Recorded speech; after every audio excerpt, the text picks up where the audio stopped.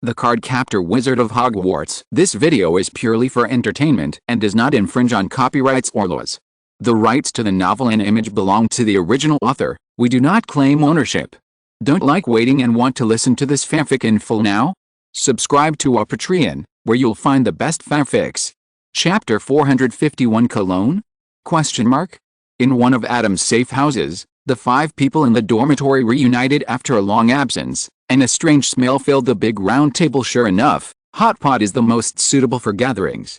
The enlarged version of the 9-square grid was directly changed by Adam into a platter with 9 kinds of pot bases: cream pastry, coconut chicken, toadstool, assorted seafood, 13 spices, spicy and sour fish fillet, butter spicy and Thai curry surround a clear soup in the middle. Most people would be stunned for a moment when they see this weird hot pot mix, but Adam and the others are already used to it, casting a cyclone spell to draw the wonderful mixed smell of different pot bottoms into the exhaust pipe above. Adam placed various side dishes on the table. As usual, you have to scald whatever you eat.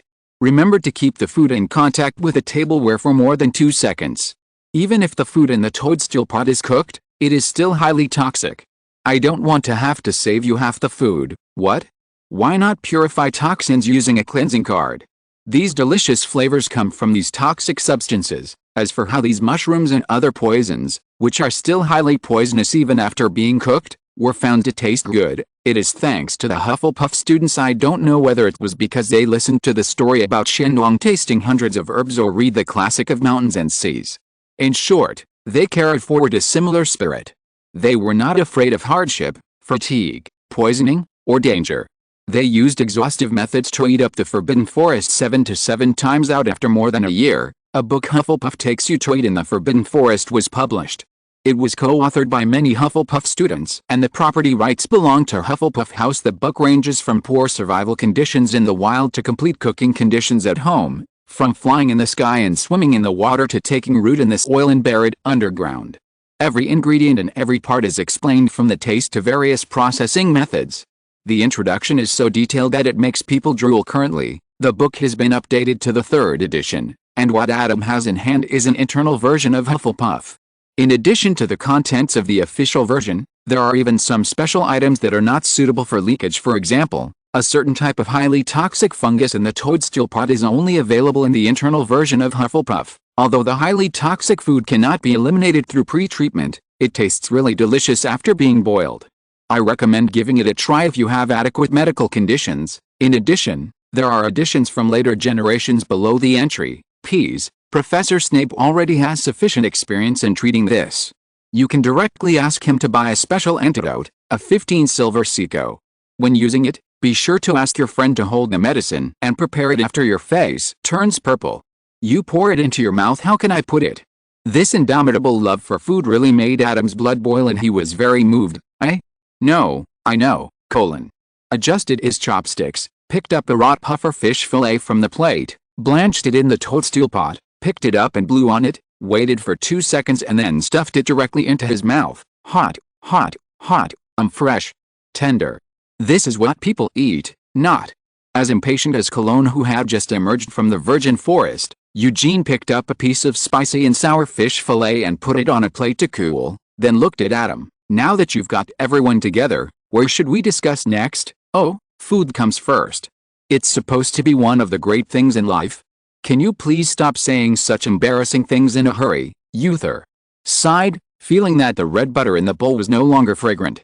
After waiting for 2 seconds, suck it. Okay, it still smells good. It's really not the right time to talk about business, but what I want to say is just to set a position. Eugene shook his head and continued to look at Adam. Should we build the headquarters in a fixed location like the Muggle United Nations and hold meetings at this place in the future? Or should we meet in a different country every year like the International Federation of Wizards? A fixed position. Changing the position every year may cause trouble. After all, it will be a world where the mysterious side merges with ordinary people. If they ask you to enter the country and do as the Romans do, it may cause many troubles and make it very troublesome. Where is the headquarters located? England?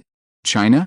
Egypt? Since only these 3 parties participated in the initial finalized plan, the location of the headquarters must be one of these 3. Facing Eugene's question, Adam pointed his index finger on his arm and said shortly, "Not in these 3 countries, nor in other countries. The headquarters will belong to the international territory like the United Nations building. As for where to choose, there is no hurry. I have some ideas and want to try it." Eugene's brows moved slightly. It seemed that this future headquarters would not be a simple building, speaking of which, the future name of this organization has not yet been decided. Bernard was opening a plump pippy shrimp, and the chopsticks were inserted and pried just enough to detoxify it. It seems so. The United Nations is a good name, but it has already been taken. Why not call it the International Federation of Wizards and Muggles, ? Was eating the puff pastry soaked in the creamy sweet soup, and suddenly his eyes lit up and he suggested, "What? A great idea. Since you propose this name, why don't you become the first president?" User rolled his eyes and suddenly spoke. "Among the brothers at the beginning, Adam and Colin are the most laid back now, and the remaining few. Alice, these professions used to be regarded as good jobs and iron rice bowls, but now they have to work like cattle and horses every day. Adam has no choice. He wants to be the boss who can get rid of things, and there will always be someone to get rid of, but Cologne is different. We agreed to enjoy the blessing together, but this guy backed off at the last minute and went to travel. How can this be possible? Good brother, let's work together to get a stable job, eh?"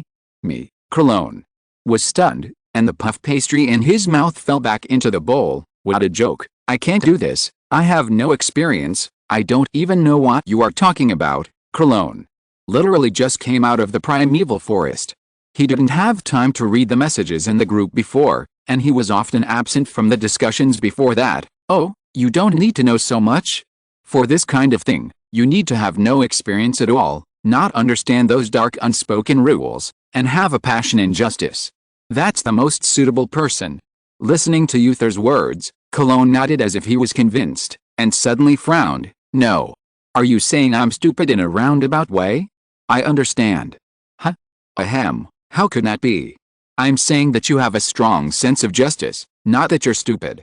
Uther vowed to Cologne, "There is the invincible Adam above to suppress everything, and each country also has its original the ruling system. Your main task in this position is to represent Adam's attitude and objective justice." Hearing this, Cologne couldn't help but say, "What's the use of this position? Wouldn't it be better to let Adam go directly? Do you think Adam will take this position himself?" Uther spread his hands and shrugged his shoulders. "Except for the small shop that Adam opened himself at the beginning, is there any industry or organization that Adam personally manages? Later, even his small shop was not taken care of by us. We are all old acquaintances.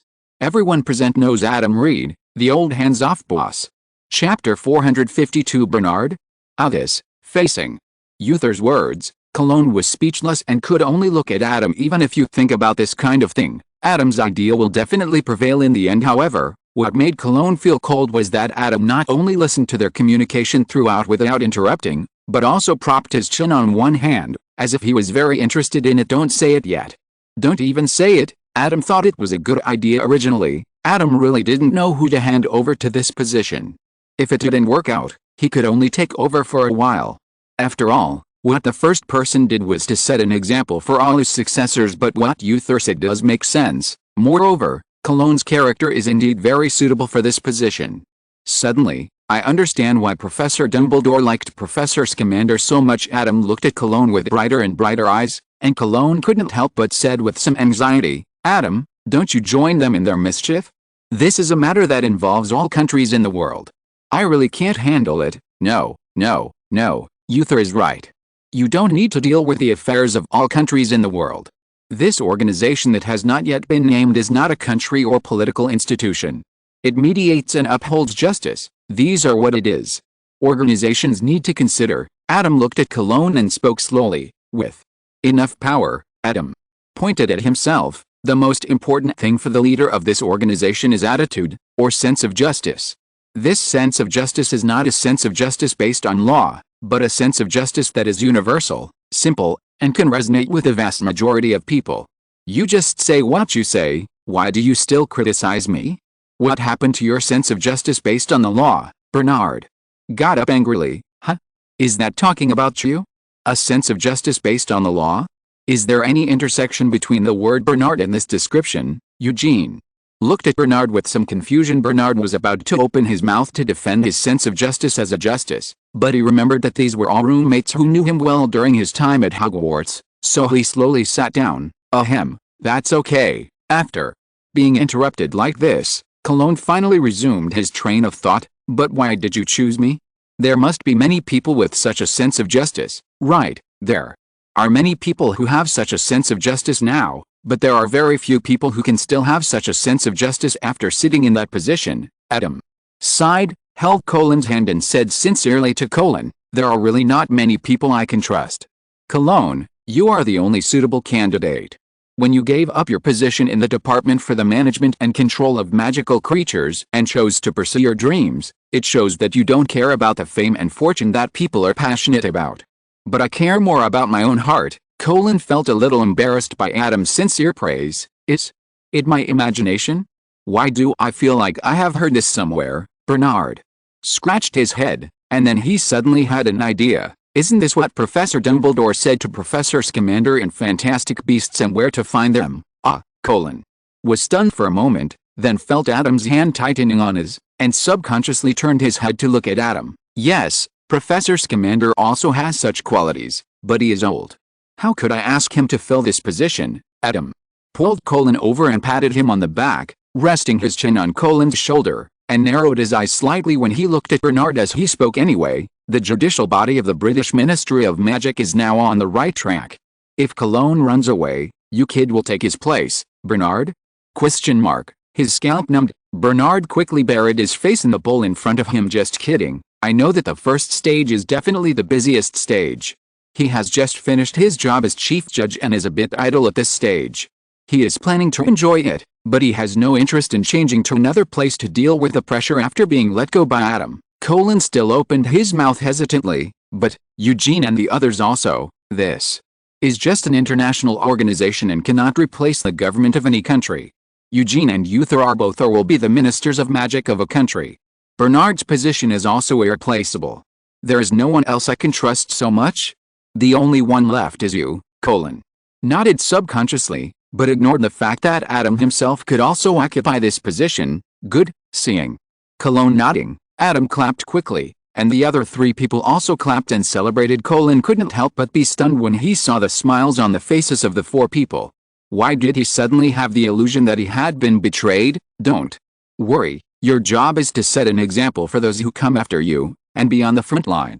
If you're lucky, you can quit after working for 7 or 8 years, and then you can continue to pursue your dreams. Adam waved his hand and started drawing cakes for Cologne. Cologne breathed a sigh of relief upon hearing this, unaware of the sympathetic looks from the other three people who also often gave people bad reviews. Young man, didn't you hear Adam say it was due to good luck, and it seems like you haven't learned mathematics well. Adam just said that you can quit after working for 56 years. What are you happy about? Adam didn't feel guilty about this.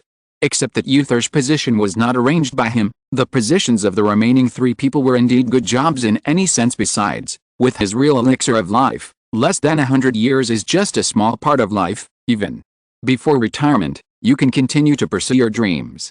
It is difficult for individuals to interfere with the research and protection of magical animals, but the power of this international organization can do it. After another round of empty promises to Cologne, which made Cologne dizzy, everyone finally began to concentrate on enjoying the food and talking about the interesting things in their lives. After reluctantly leaving, Adam's figure disappeared in the UK, and when he reappeared, he was already standing in front of a big pit. They have all retreated, looking at the mess left behind by the magic ministries of various countries that had been stationed here. Adam couldn't help but shook his head. What a lack of manners. Just as he was about to clean up the garbage, Adam paused and looked at the magic reactions in the ruins, and was speechless. What is this triggered magic protecting against? It's specifically protecting against gentlemen who help clean up the garbage, right, using unlicensed magic, not to mention the magic hidden in it. Even the ground was scraped off by Adam. Next is the purpose of Adam's coming here. According to the research of Professor Dumbledore and his team, there are traces of residual deformation magic on the layer of soil outside the lake that Adam brought back, but it was obviously destroyed during Adam's violent pulling of the lake. They didn't know that Adam simply copied the lake. In short, According to the research of the professors, the sky garden should still maintain its original shape. In other words, Adam only needs to dig out the sky garden and shake off the soil wrapped on it.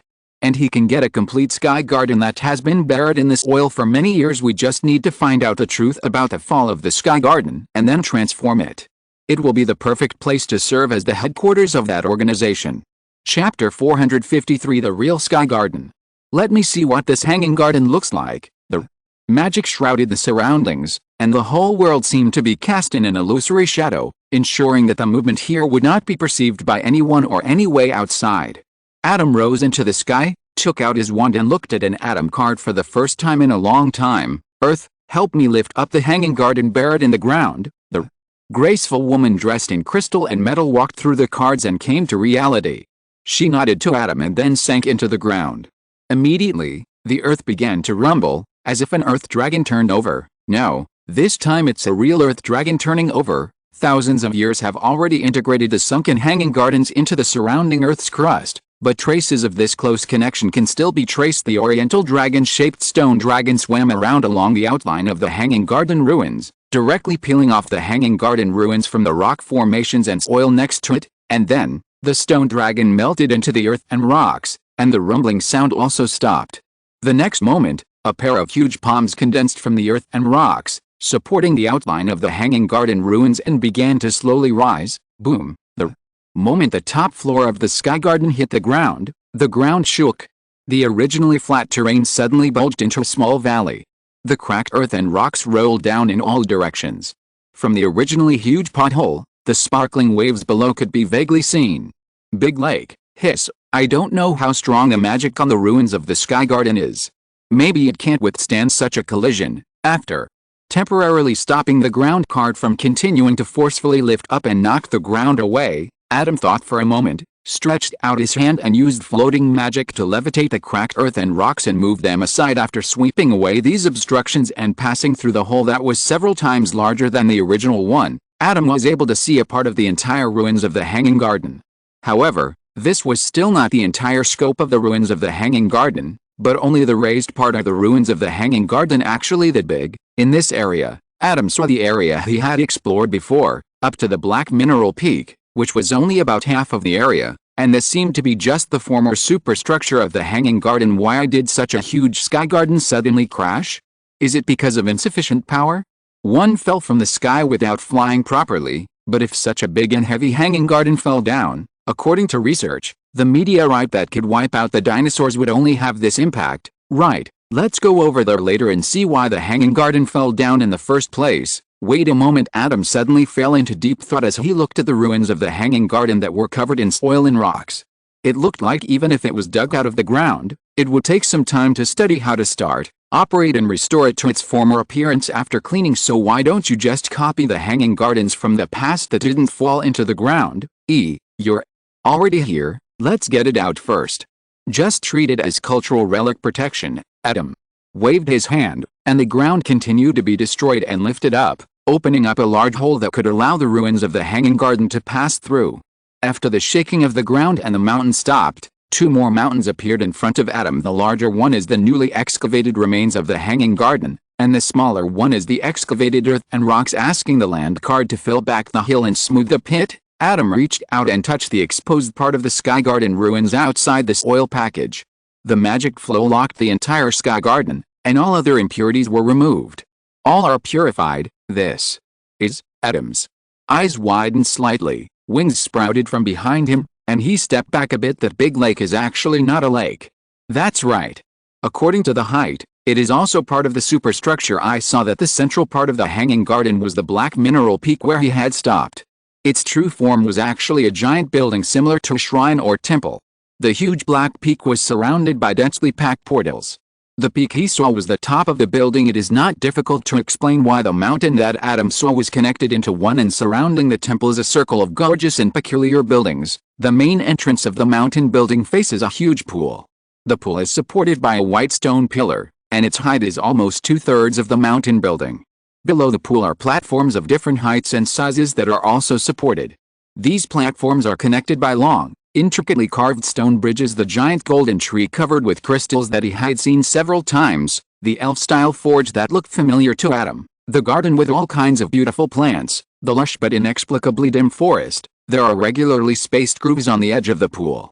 The water in the pool continuously falls along those grooves to the largest platforms below, forming dozens of waterfalls of different heights. The waterfall with the largest drop flows into the hanging garden. The ground gradually refilled the dry rivers throughout the entire sky garden. The same spheres as the Tiamat and Apsu that Adam once discovered were placed at various nodes in the hanging garden. It seems that only the parts with these nodes can still function normally, otherwise as the magic pool connecting everywhere should produce more changes. But think about it, this is normal.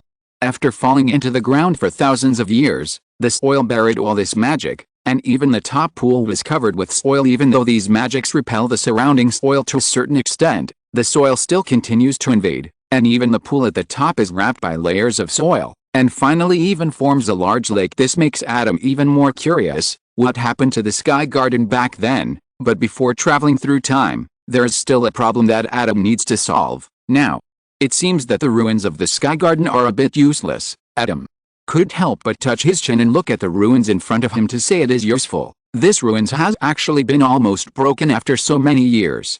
Although it looks like it is still 50% new, in fact, the only thing that can function normally is the nodes with the spheres. It can't even fly on its own now, but to say it is useless, just those nodes that are still intact are already quite valuable magical relics. You must know that just the influence of these nodes on the outside world through layers of soil has almost wiped out the personnel sent by the Ministry of Magic of various countries around the world, not to mention other things. Just talk about the Adam Happy Lake at the top. Oh no, it is now a happy pool. The pool water that has returned to normal operation no longer produces those huge sea monsters, but instead produces various aquatic species. The water in the river channel is not even a full layer now, so it cannot be seen, but the pool on the top is now full of vitality. Chapter 454. Adam? Looking at the various fish, shrimps and crabs in the pool waving their tails and spitting bubbles, Adam nodded. Sure enough, according to the research of several professors before, this liquid will create creatures that can survive in the liquid according to the size of the environment. No matter what the requirements of the living environment are for this creature, as long as it lives in water, it can be created. If it is in a beaker, it is small fish, duckweed, spherical algae and the like, and if it is a huge lake surrounded by layers of soil, it is a sea monster. While lamenting the magical means of ancient wizards, the professors are also curious about why the ancient wizards want to create sea monsters in the sky garden for fun. Now they know the real situation. Although it is used as a food refresher by Adam, in fact, this magical liquid that can use magic to achieve self-proliferation and create living aquatic animals has an immeasurable prospect if it is truly developed, and such a magical power is just the tip of the iceberg of the sky garden. From the current point of view, it is probably used to enrich the environment and connect various nodes, so this half-destroyed sky garden is a bit useless for Adam, who can go back to the past to copy a normal sky garden, but its value is actually quite high. If it falls into the hands of someone with bad intentions, I don't know how much trouble it will cause. Should it be destroyed?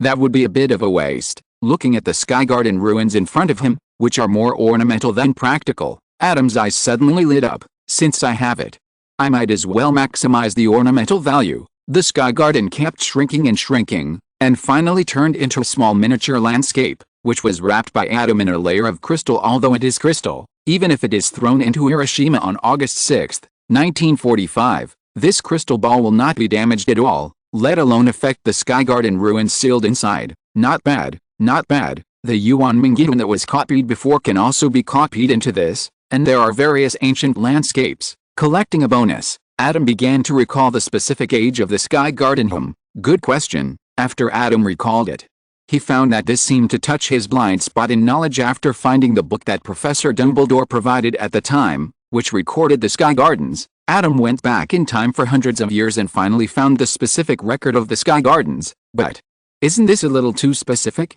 It's fine if there is a description of the process, but why is it so specific that it even has the date? Adam was a little embarrassed, but then he found that the ancestor of the author of this book had witnessed the process of the sky gardens falling on the way to the sky gardens, and this legendary experience that was almost only one step away from death has become a story passed down from generation to generation in the author's family. Well, no wonder it is so detailed. Adam quickly got the date of that day according to the current calendar, and reserved a few days of error tolerance as usual. Time magic. Start. After coming to the past, Adam almost didn't need to find the location of the Sky Gardens because it was now hanging not far from his head. That's right, it's only a few days away from the fall of the Sky Gardens. Even if the Sky Gardens have been floating in the air, it can't be in a state of continuous high-speed flight. Well, there are still several days before studying the magic of the Sky Garden. I can use this time to experience the customs and habits of the Sky Garden. Adam used illusion magic to hide his body. In order to prevent the Sky Garden from having any detection magic, he put on another layer of protective magic before entering the Sky Garden. In the area that seemed to be the main street, there were many vendors in the area where only the white rock platform was left. In the future, use 0026%, use 0026.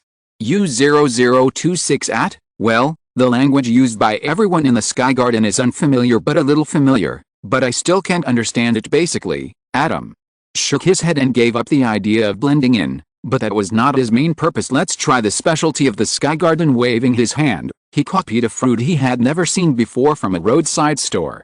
It was probably a specialty of the Sky Garden, or the fruit of some magical plant that disappeared in later generations. Adam peeled the fruit like the customer next to him and took a bite with expectation. Fuck. What the hell is this? Adam was shocked. He could accept that the early human ancestors did not know how to cultivate fruits. He could accept shortcomings such as not being sweet enough and having many large seeds, but why is this soft, glutinous and somewhat floury fruit actually salty?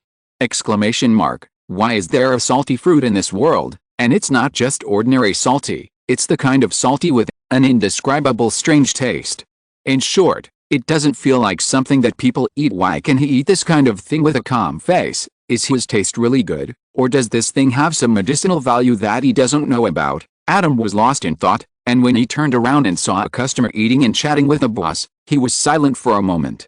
After removing the fruit in his hand and the residue on the ground, he tried to copy a bread from the stall next door. This one also had red dried fruit and chopped nuts on it, and it looked like it should taste good. Fuck my teeth. Adam touched the corner of his mouth that was slightly scratched by the rough bread crust, and looked at the bread in shock that was unscathed after taking a bite from him.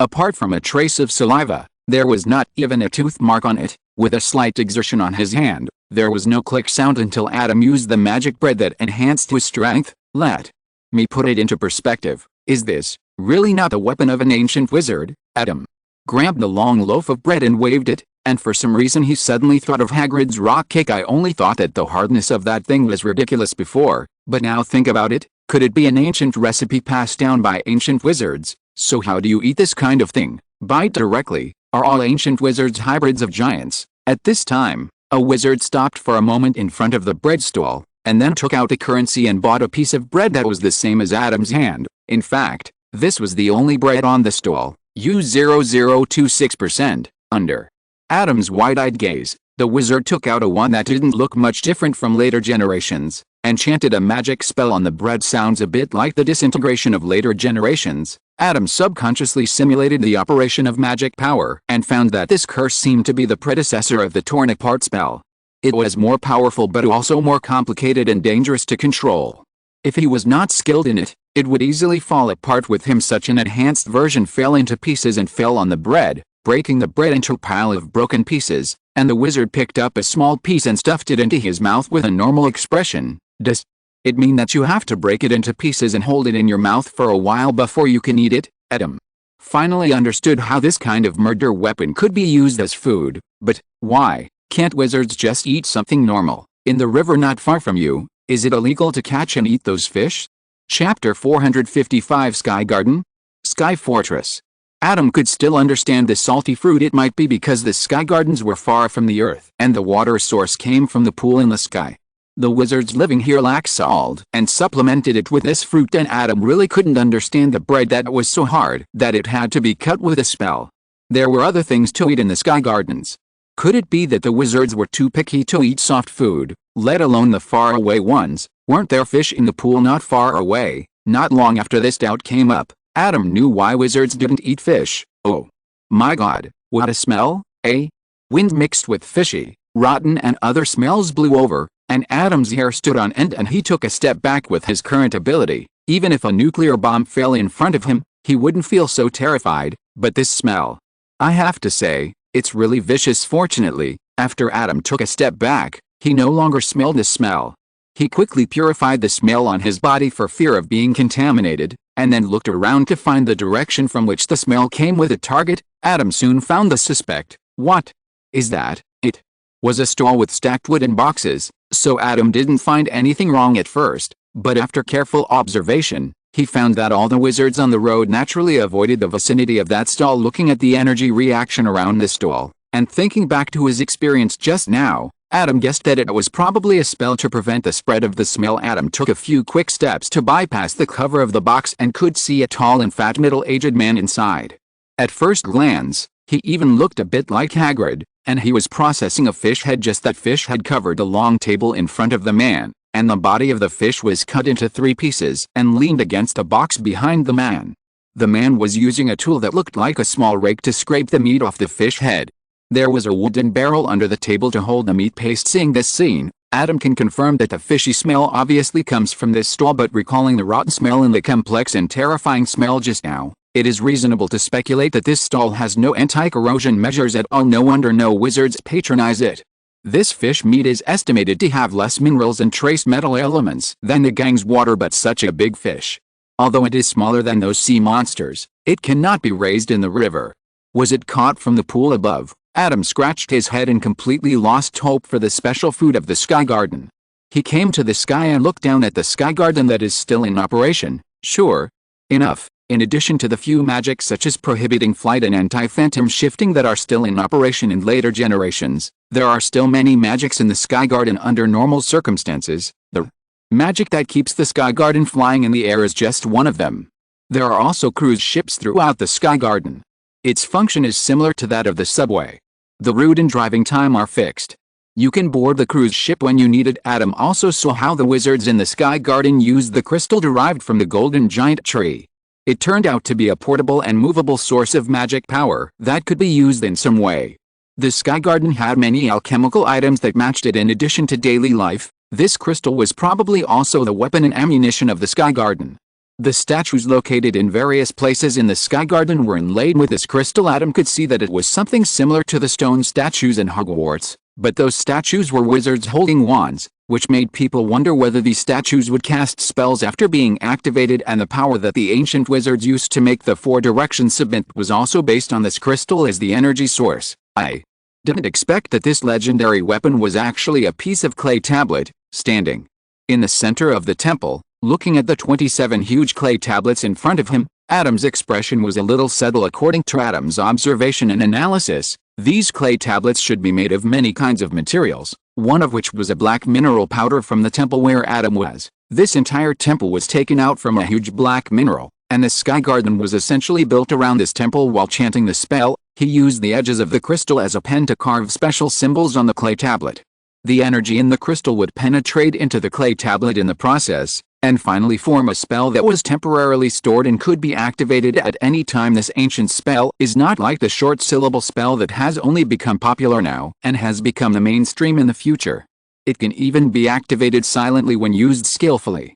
It is the kind of spell that takes half a day to chant. The thumb-sized symbols are crowded on the clay tablet that is more than 3 meters wide and more than 8 meters long. It is conceivable how long it takes to chant it, and this kind of spell that can directly drain the physical strength of a wizard of Professor Dumbledore's level. Its power can be imagined to be terrible. Adam saw more than a dozen such old wizards in this temple alone, and there are 27 clay tablets that can instantly cast this ancient spell, plus those statues and the wizards living here. This is not a Sky Garden, it is clearly an air fortress. However, the Hanging Gardens suddenly collapsed 2 days later. What kind of force could make such an aerial fortress powerless to resist and fall in the blink of an eye, even smashing into the ground? According to the records, it was because the Hanging Gardens violated the authority of the gods. It couldn't be that Tiamat and Abzu really took action, right? Adam touched his chin and couldn't help but feel a little interested. To be honest, he really wanted to see what the so-called gods were like. So in the next 2 days, Adam walked through every corner of the Hanging Gardens and followed the wizards here to learn the operation of all the facilities in the Hanging Gardens. These technologies will be useful in the future, whether they are directly inherited or modified. In addition, Adam had an unexpected surprise. That is, he happened to encounter the whole process of wizards making a new clay tablet. To be precise, it should be the second half and the first half, which together are the whole process at the beginning. Adam saw a wizard engraving words on the finished clay tablet. While engraving, he was actually casting a spell, but he used the clay tablet to save the spell here, as Adams complained. It stands to reason that this is the Mesopotamian region, and the words on the clay tablet are not cuneiform. He really believed in the evil of those foreigners. Later, Adams saw the wizards making clay tablets. Not only were there many materials, but the production procedures were also quite complicated. Adam simply copied the semi-finished products before engraving, and solved the problem once and for all. Unfortunately, before the wizards could engrave the words on the clay tablet, the Hanging Gardens would come to an end. Chapter 456I, Blew Up the Sky Garden? Adam watched with some regret as the wizards packed up their tools and materials, and couldn't help but wonder if he should take these old wizards back too. After all, the clay tablets took half a day to make, and they used ancient magic spells. If they were not brought back, the art of making clay tablets would be lost. Moreover, these are all wizard bosses who are not inferior to Professor Dumbledore. When the time comes, whether they enter Hogwarts to teach and research or sit in the organization's headquarters, it will be excellent, but the problem is that they don't understand the language and can't communicate. Yes, I remember trying it before, Kuro.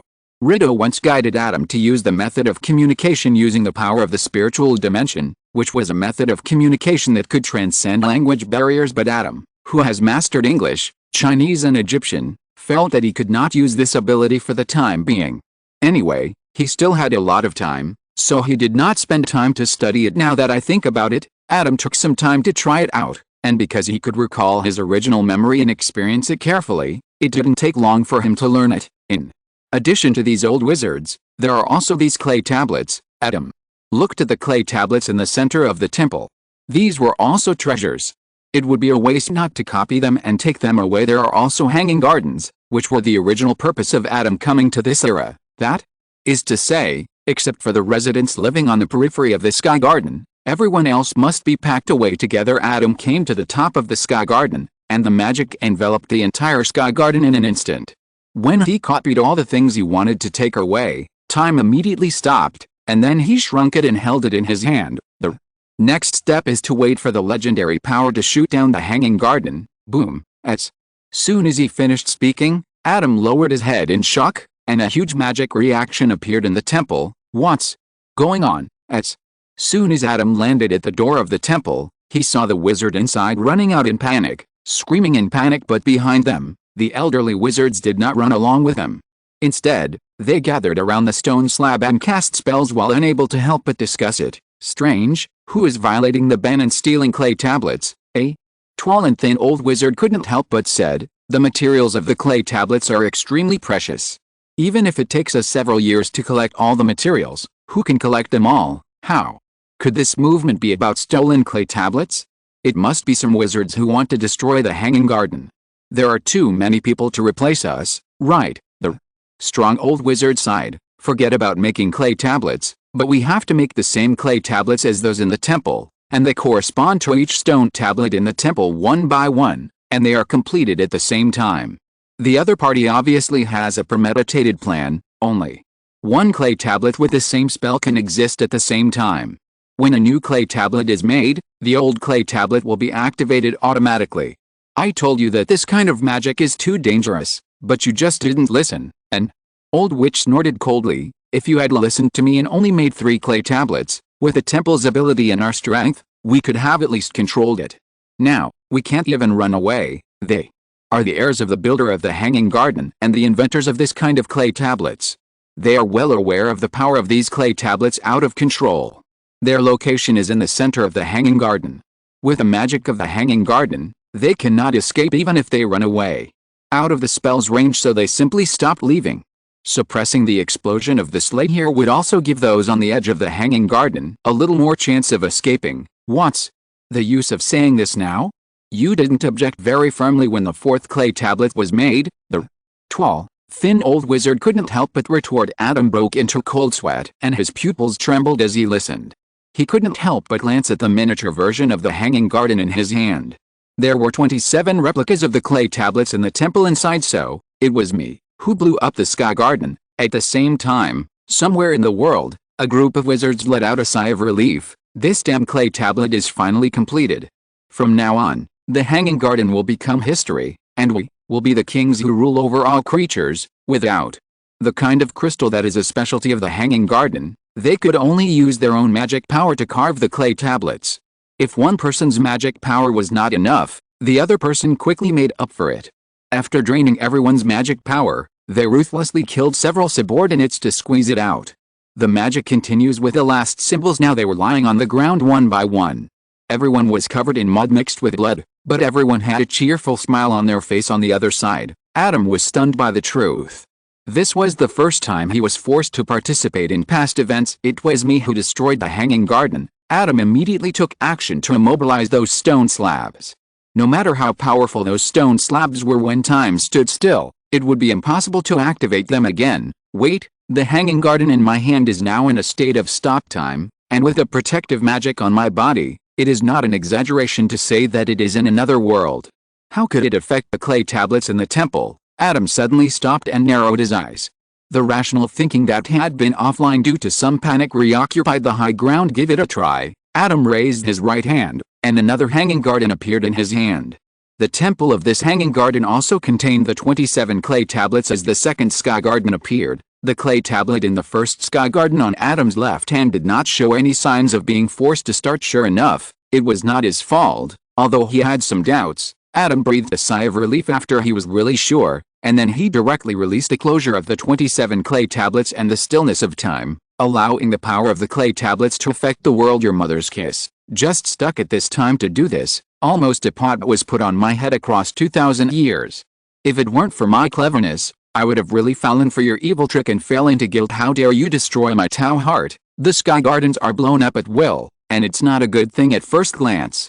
In this case, let's try the feeling of this clay tablet going berserk. Somewhere in the world, those wizards were laughing, and suddenly a wizard saw the words on the clay tablet suddenly glowing from the corner of his eye, and was choked by his own saliva. Stop laughing. Who activated the clay tablet? A horrified voice broke through everyone's laughter, but everyone was too engrossed in their laughter to hear his words clearly. The wizard had to repeat himself in a hoarse voice. Who is it? Stop. No, it can't be us. Our magic has been drained. Could there be another group of people who also want to blow up the Sky Garden? What's the point of saying this now? Run. Do you still have the strength to run? Amid the quarrel, the words on the clay tablet had already made every wizard's face pale, and all the wizards' expressions finally froze in the same panic. No. Chapter 457. The classic is here. Is this really the case? The tall, thin old wizard touched his beard and nodded slightly. To be honest, this was probably the person Adam had ever met who had the least reaction to the fact that he was from the future. Not only him, but several other elderly wizards whispered among themselves after listening, mainly discussing how to stably go back in time for thousands of years because it was too uncontrollable to use time magic to return to the past. It seems that these people are also quite involved in the magic of time. The future time turner may already have a prototype or even a finished product in the era of the Sky Garden. It can only be said that it is fortunate that because time has stopped, several wizards do not know that they are from parallel time and space. Otherwise this discussion may have gone directly to academic discussions. Adam did not save other wizards, and several elderly wizards did not express any opinions on this, or even mention it in such a dangerous situation. It's good to be able to save your own life, and I also know that traveling through time is not an easy task. So the other party is naturally focused on important things. Therefore, several elderly wizards did not show any resistance to the idea of going to work for Adam 2,000 years later, mainly because the content of the work really touched their hearts, and they all belonged to the type who loved magic research. In fact, their predecessors built a Hanging Garden to create a place where they could freely conduct research and experiments. Later, it gradually became a holy place for wizards and a holy city in the sky in the eyes of surrounding countries. Whether it is the Hanging Gardens of the future or the Hogwarts mentioned by Adam, they are both places where they can continue to study and see novel knowledge. 2,000 years later, while not having as many trivial matters to trouble them as before, the most they have to pay is to give lectures and guide students, or deal with uninvited guests who sneak in. If you think about it carefully, it seems that they have been doing these things before. Therefore, the old wizards readily agreed to Adam's request, and everything went so smoothly that Adam was a little surprised. But there's still a problem. If we go to 2,000 years later in such a short time, I'm afraid you will encounter a language barrier. This is a bit troublesome. It is very convenient for Adam to master this kind of communication ability regardless of language. It does not mean that others can master it so easily. This ability is closely related to the strength of spiritual power. If it's a language issue, we have a solution. The taller witch among the elderly wizards spoke. You only need to acquire a person's memory about a language, and you can directly master a language. Legitimacy. Adam was stunned. This was also a way.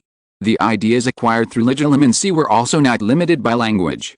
This was the same as the method used by Adam, and was a manifestation of spiritual power. If one could access all of a person's memories of his or her native language and accept them all, one would indeed be able to achieve linguistic proficiency similar to that of the native speaker of that language. But how to specifically select those memories about language?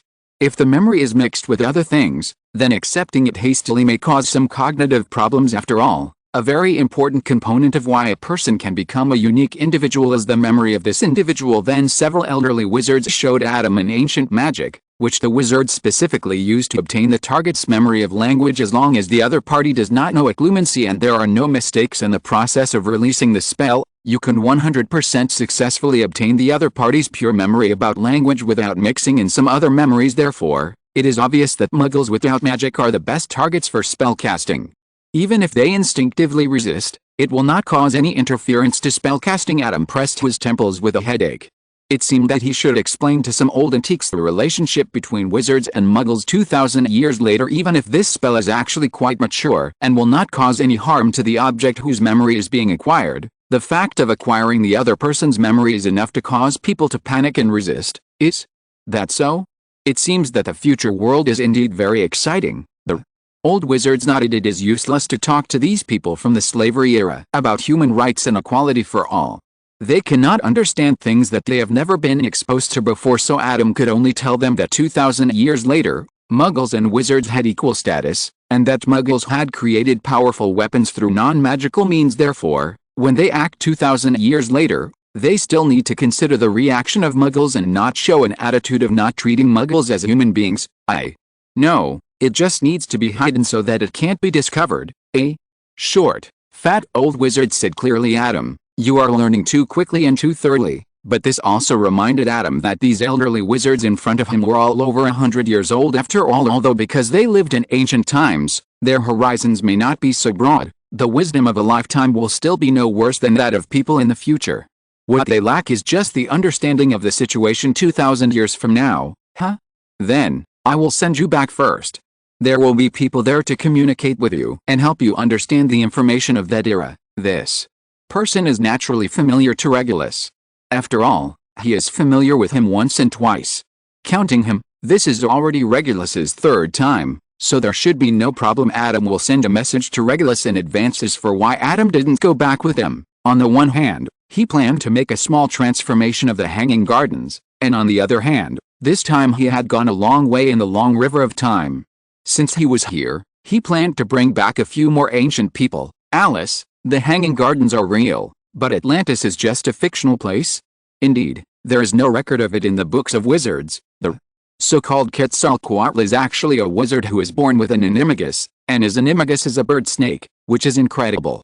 Hello, please allow me to explain my purpose. Returning from the ancient past to the time when the Hanging Gardens fell, Adam looked at the deep pit on the ground and shook his head, and continued to walk forward in time. Adam's target is those people who stand at the top of the times, asking them to speed up the development of the times together, not to find more work for himself. So those strong people who have a complete set of ideological systems are not within Adam's consideration, and those who use power to conquer one side are also not within Adam's consideration, and the same is true for those with firm religious beliefs. Finally, we're here, in the Scottish Highlands. Adam watched as the four wizards in front of him used ancient magic to build a magnificent castle bit by bit. Chapter 458. The Big Four.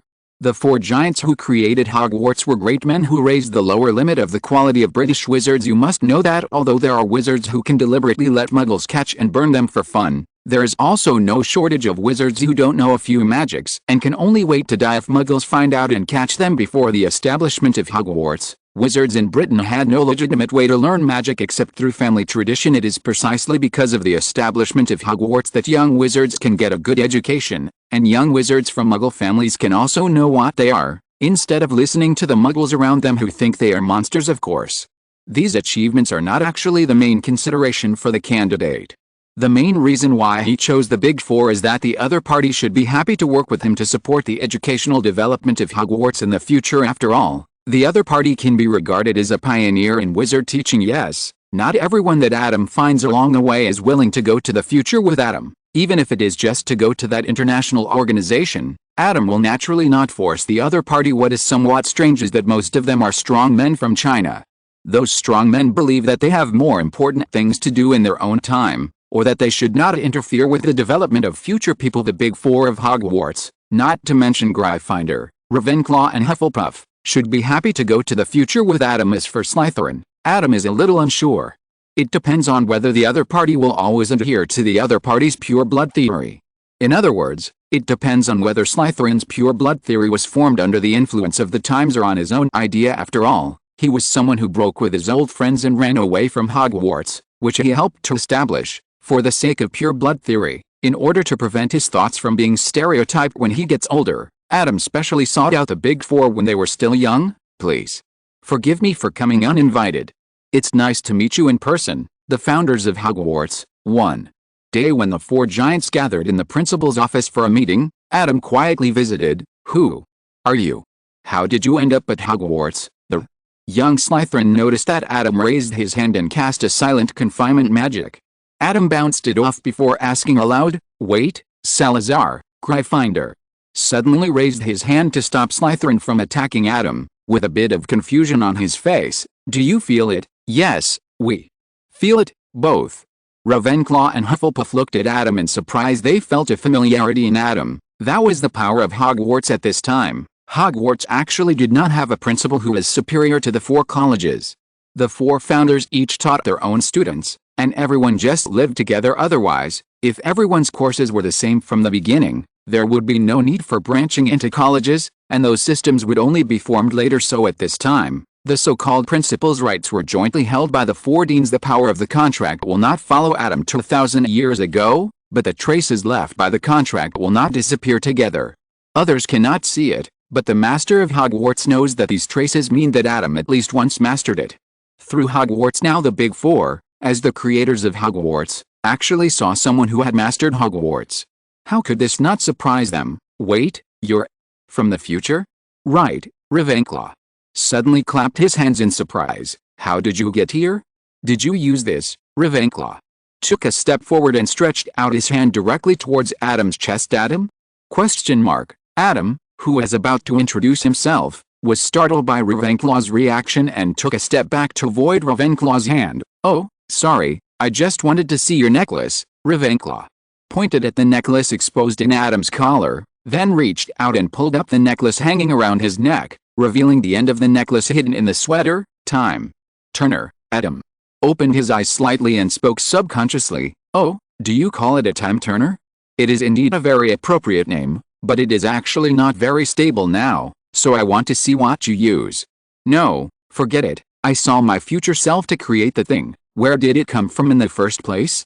This may cause some problems. Looking at Ravenclaw, who suddenly began to whisper to himself, Adam opened his mouth. So, was Ravenclaw like this when he was young? What's going on with this strong sense of deja vu? Don't be afraid. Ravenclaw was like this when she was doing research, but I think she will be more stable in the future. Hufflepuff walked forward with a smile and looked at Adam curiously. So you really come from the future? Which house are you the head of? Ravenclaw? Or Gryffindor? You are so young and promising. So, in your opinion, only Ravenclaw or research freaks and Gryffindor fools would do such things as traveling to the past to meet the Big Four. Inexplicably, I feel like I was kicked out of the academy by the founder of the academy. After a moment of silence, Adam said, I do come from the future, but I am not the headmaster.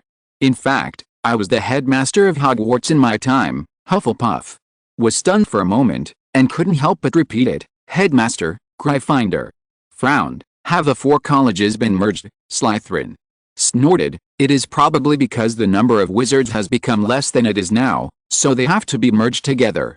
I said that those muggle-born mudbloods should not be accepted. Ahem. The four colleges still existed in my time, but the four deans were additionally appointed as the headmaster and vice-headmaster for easy management. Adam Cough twice to interrupt Slytherin's extreme argument. I am the headmaster of Hogwarts, and the vice-headmaster is Professor McGonagall, the Dean of Gryffindor. By the way, I am a student from Hufflepuff College. While speaking, Adam glanced at Hufflepuff himself with some resentment. Hearing this, Hufflepuff was a little surprised. Not only Hufflepuff, but the other three also seemed a little surprised. They knew their own standards for selecting students very well. Since there were still 4 colleges in Adam's time, this standard should naturally not have changed. After all, this standard is the sorting hat. To be honest, even Hufflepuff herself is willing to admit that her criteria for selecting students, loyalty, friendliness, love of nature. Compared with other colleges, it can make people become excellent people, but it is not so advantageous in the competition to become a leader, and may even be a bit disadvantageous. Adam was able to become the headmaster of Hogwarts under such circumstances, either because other competitors were too weak, or because Adam not only had the qualities to become an excellent leader, but was also a person who was considered by the sorting hat to be more in line with her college standards. The eyes of the 4 giants looking at Adam suddenly became particularly friendly. Adam, who could see their emotions, asked to join Hufflepuff on his own initiative. Reed couldn't help coughing twice again. If you're listening to this novel on a channel other than Fanfic World, it means they downloaded and uploaded it without effort. We cordially invite you to visit our channel, Mundo Fanfic Novelis. There you'll find the original version of this story, and you can explore many other novels of various genres. We're waiting for you to immerse yourself in a world of incredible novels. Chapter 459 Slytherin. Number sign. What was Hogwarts like in your time? There was no doubt that the traces of Hogwarts on Adam were the best evidence. After knowing Adam's origin, the 4 founders of Hogwarts could not help but inquire about the future, especially after knowing that Adam came from the era of 2,000 years later. They were even more curious about the changes in Hogwarts in the past 2,000 years. Ravenclaw. In fact, I am more curious about how the time converter can allow Adam to travel through 2,000 years. Is the future me so awesome? But obviously, this question that only Ravenclaw was curious about was squeezed out by the question that all 4 people wanted to know. In this regard, Adam had observed the newly established Hogwarts for a while before, and he selected a few changes in the future Hogwarts and talked to the 4 founders. In addition to some murals and statues, the decorations of today's Hogwarts are increasing in the future. In terms of overall structure, except for the Room of Requirement and Slytherin's Chamber of Secrets, which are probably not built yet, and several greenhouses and Quidditch venues, other aspects are actually the same as the future Hogwarts. The main difference is in the composition of the students. What did you say? Most of the future Hogwarts will be half-blood wizards. Slytherin felt a flash in front of his eyes, as if the sky was about to fall. Yes, according to scientific research from Muggles, inbreeding is very harmful to future generations. And experience also shows that although pure-blood families can improve the lower limit of the magic level of their offspring, half-blood wizards seem to have a higher upper limit. Adam also considered this aspect. It may be because half-blood wizards do not have various mental problems caused by inbreeding. After all, the strength of wizards is closely related to their spirit. However, Adam has not studied this thing in depth. You can't copy a group of wizards and then control the variable method.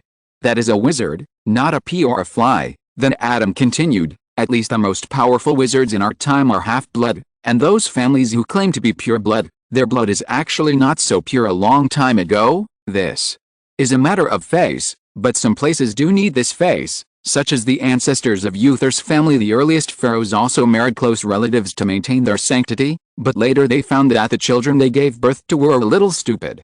With a superior inheritance in hand, Uther's ancestors did not choose to stick to the rules, even if it made their descendants stupid, so the scope was expanded a bit.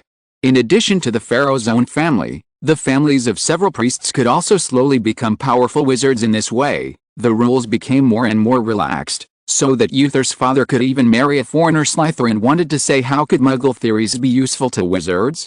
That was a matter of magic. Could they study it clearly? But he was not really demented. Even if the dispute between him and the other 3 people was the most serious, only one person left and did not do anything to the students of Hogwarts, so Slytherin suppressed his thoughts for the time being and asked, didn't my family pass on? What did they become after 2,000 years? Adam was stunned. It would not be very pleasant to talk about this topic. Slytherin?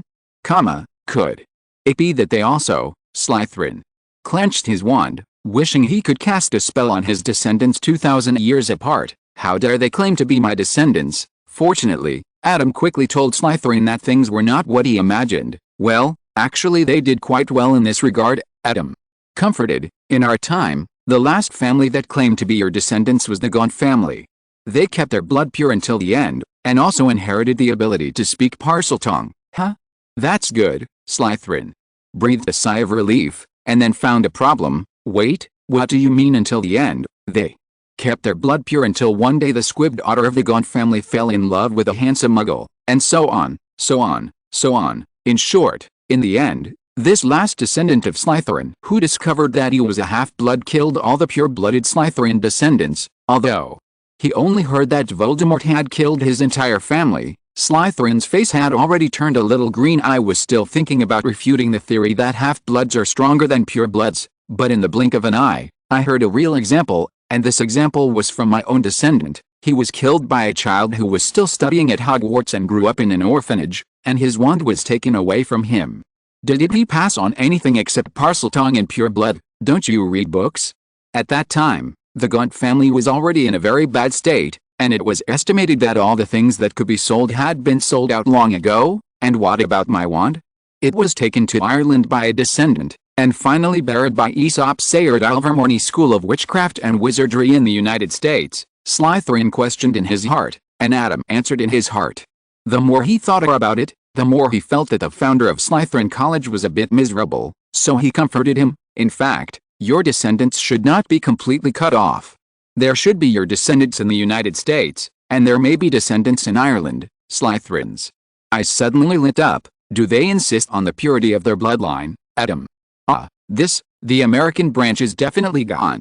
Isolde Sayre was hunted down by Gormlaith Gaunt because she opposed the pure blood theory and fell in love with muggles. She eventually settled in the United States and established Ilvermorny School of Magic as for the Irish branch. To be honest, the probability that it was completely cut off was greater than the probability that someone insisted on pure blood. Gormlaith Gaunt, who was killed by Isolde Sayre, was most likely the last person in that branch. This is also the reason why Adam did not count Omnes, because he was afraid that Slytherin would ask why Gaunt could still survive, but he did not expect Slytherin to be so sharp. Adam's silence was better than 1,000 words. Slytherin's eyes completely dimmed, and his mood fluctuated violently, as if he had suffered a great blow. Ha. Salazar, think about it on the bright side. Your descendants are at least very strong. Killing your uncle to avenge your mother sounds like a very inspiring story. Gryffindor patted Slytherin on the shoulder to comfort him. Adam, by the way, what about my descendants?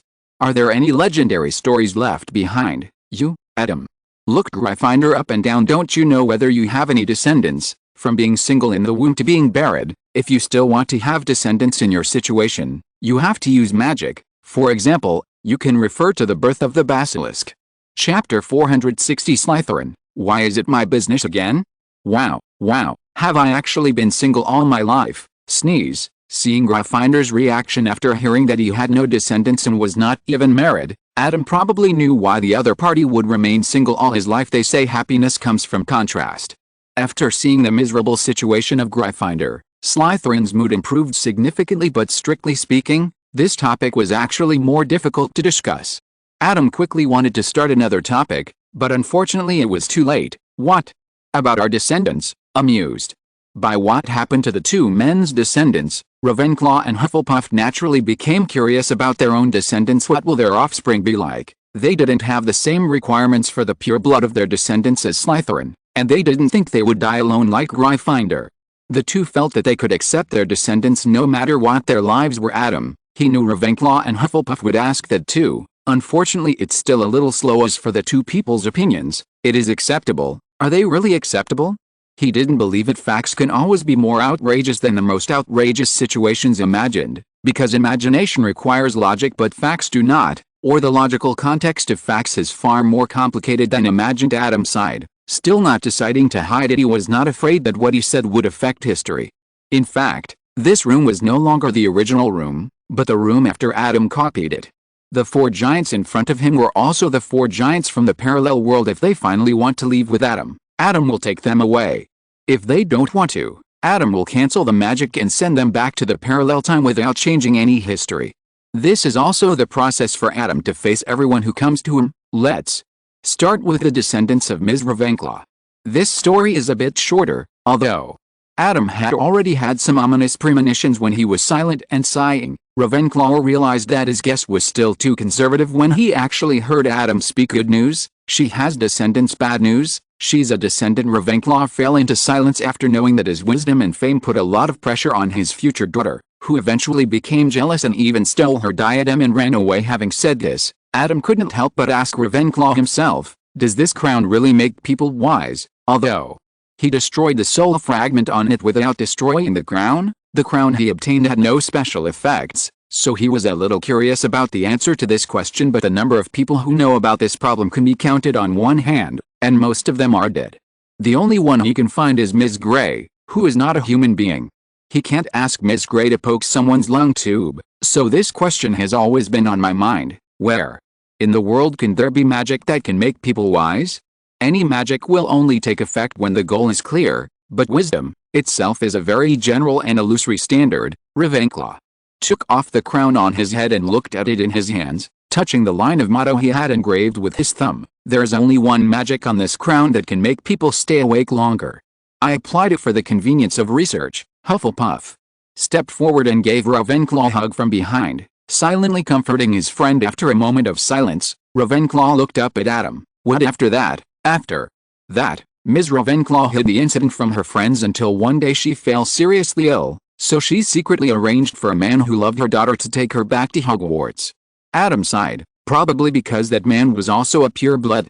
After being rejected by Helena Ravenclaw, and allegedly jealous of Helena's freedom, he angrily stabbed the other person to death, and after he woke up he committed suicide out of guilt. Ravenclaw? What the hell? Didn't you say that you have a crush on your daughter? If you don't come back, you won't come back. Why did you kill people?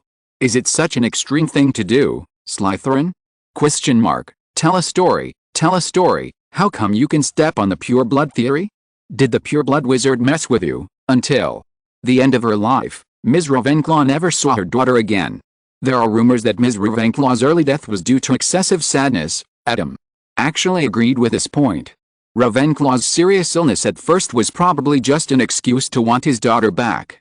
After all, Ravenclaw's strength and ability were there, but when the news came back that their daughter was dead, and died for such an outrageous reason, Ravenclaw probably really didn't want to live anymore. As we all know, a wizard's life is really fragile after he gives up his will to live. After hearing the story of himself and his daughter, Ravenclaw fell into deep thought. She is a talented wizard herself, and she has always had high standards and requirements for teaching students, so that in the eyes of others, she has always been a bit strict, even intimidating. This made Ravenclaw couldn't help but think, after he has a daughter, will he treat her in the same way? The answer is self-evident.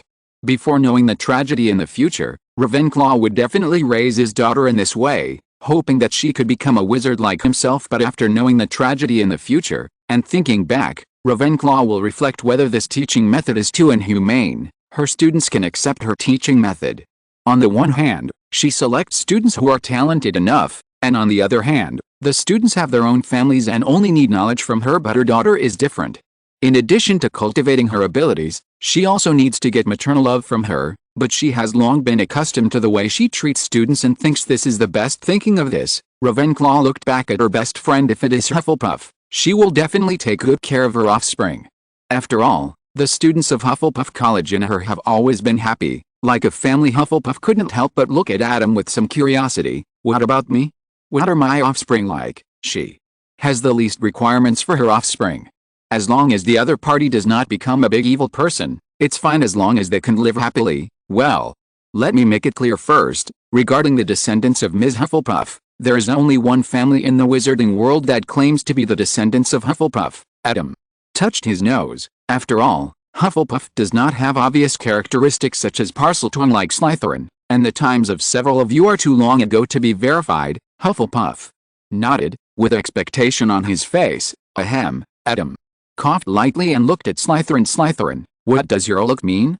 Why is it about me again? Looking back at Hufflepuff, Adam slowly spoke. Hepzibah Smith is the last person who claims to be a descendant of Hufflepuff.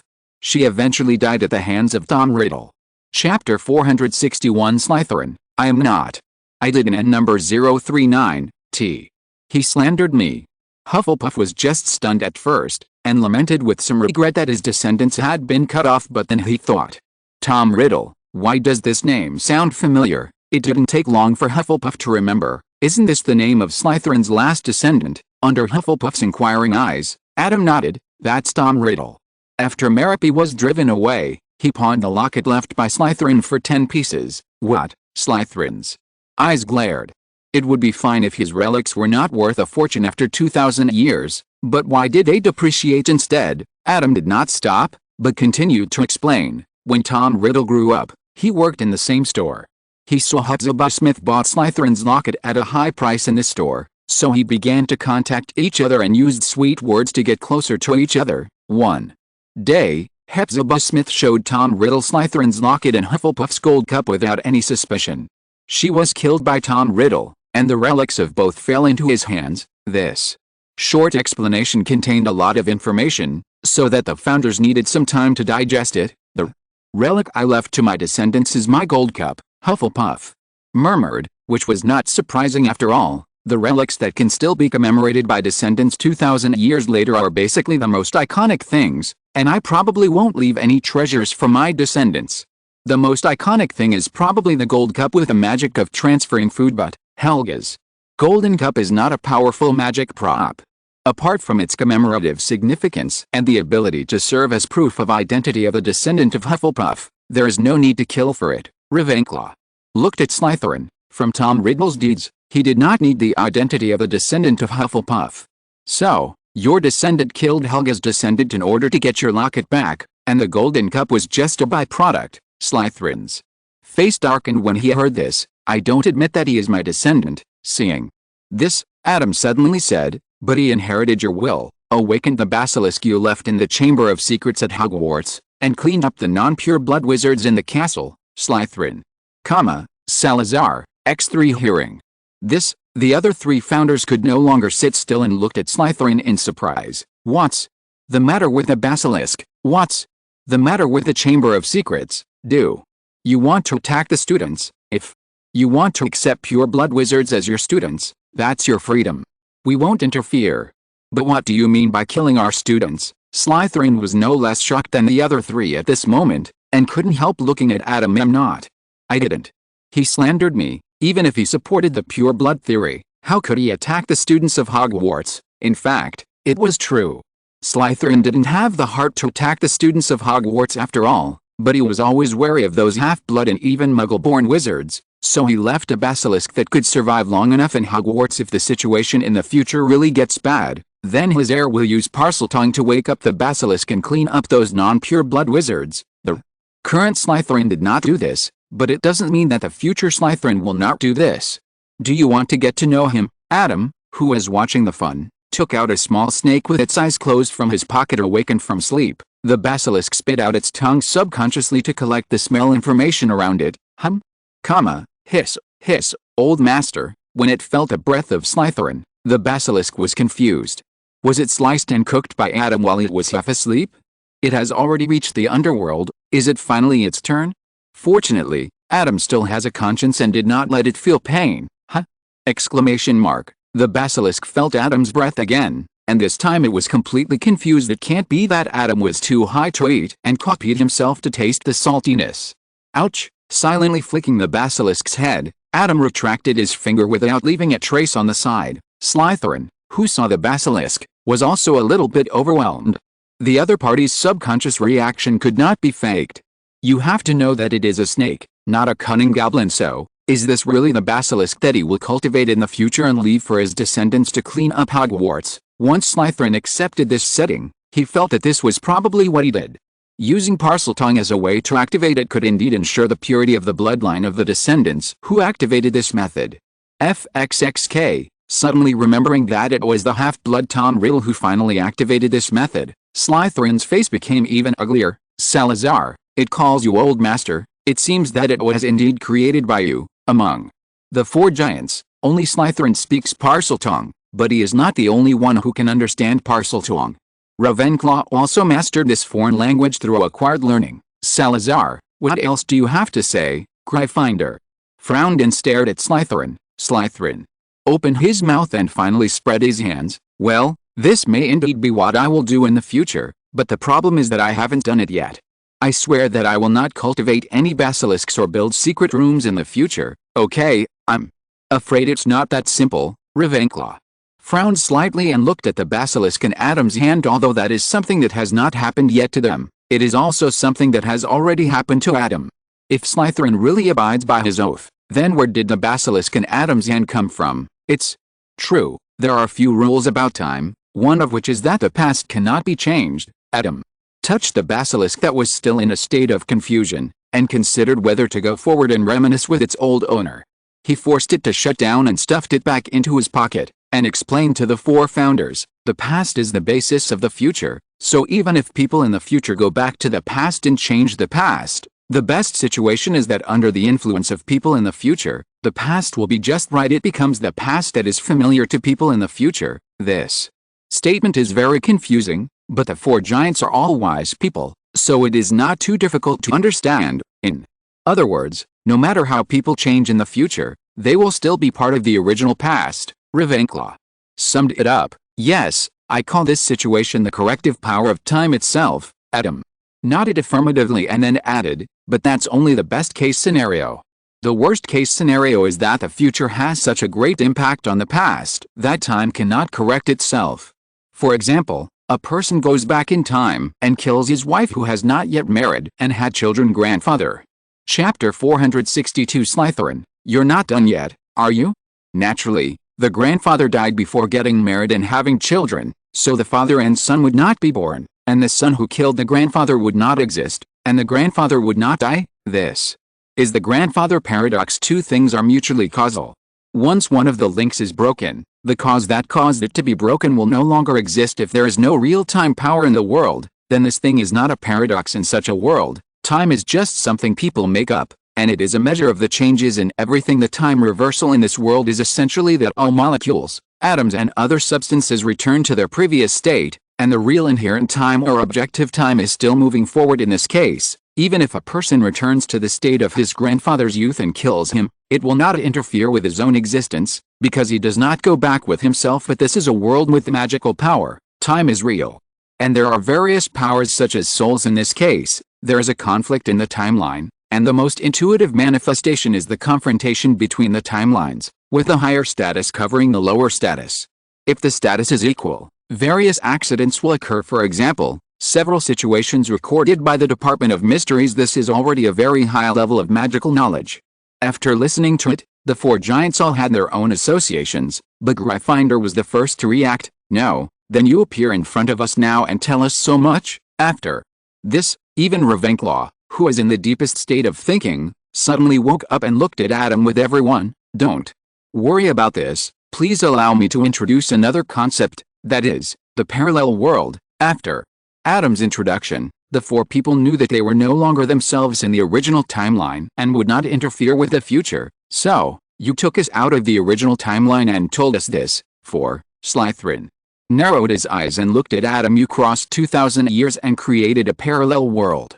You can't be here to tell me about my black things, right? Oh, that's it. Just now, I was so fascinated by the show that I almost forgot the business.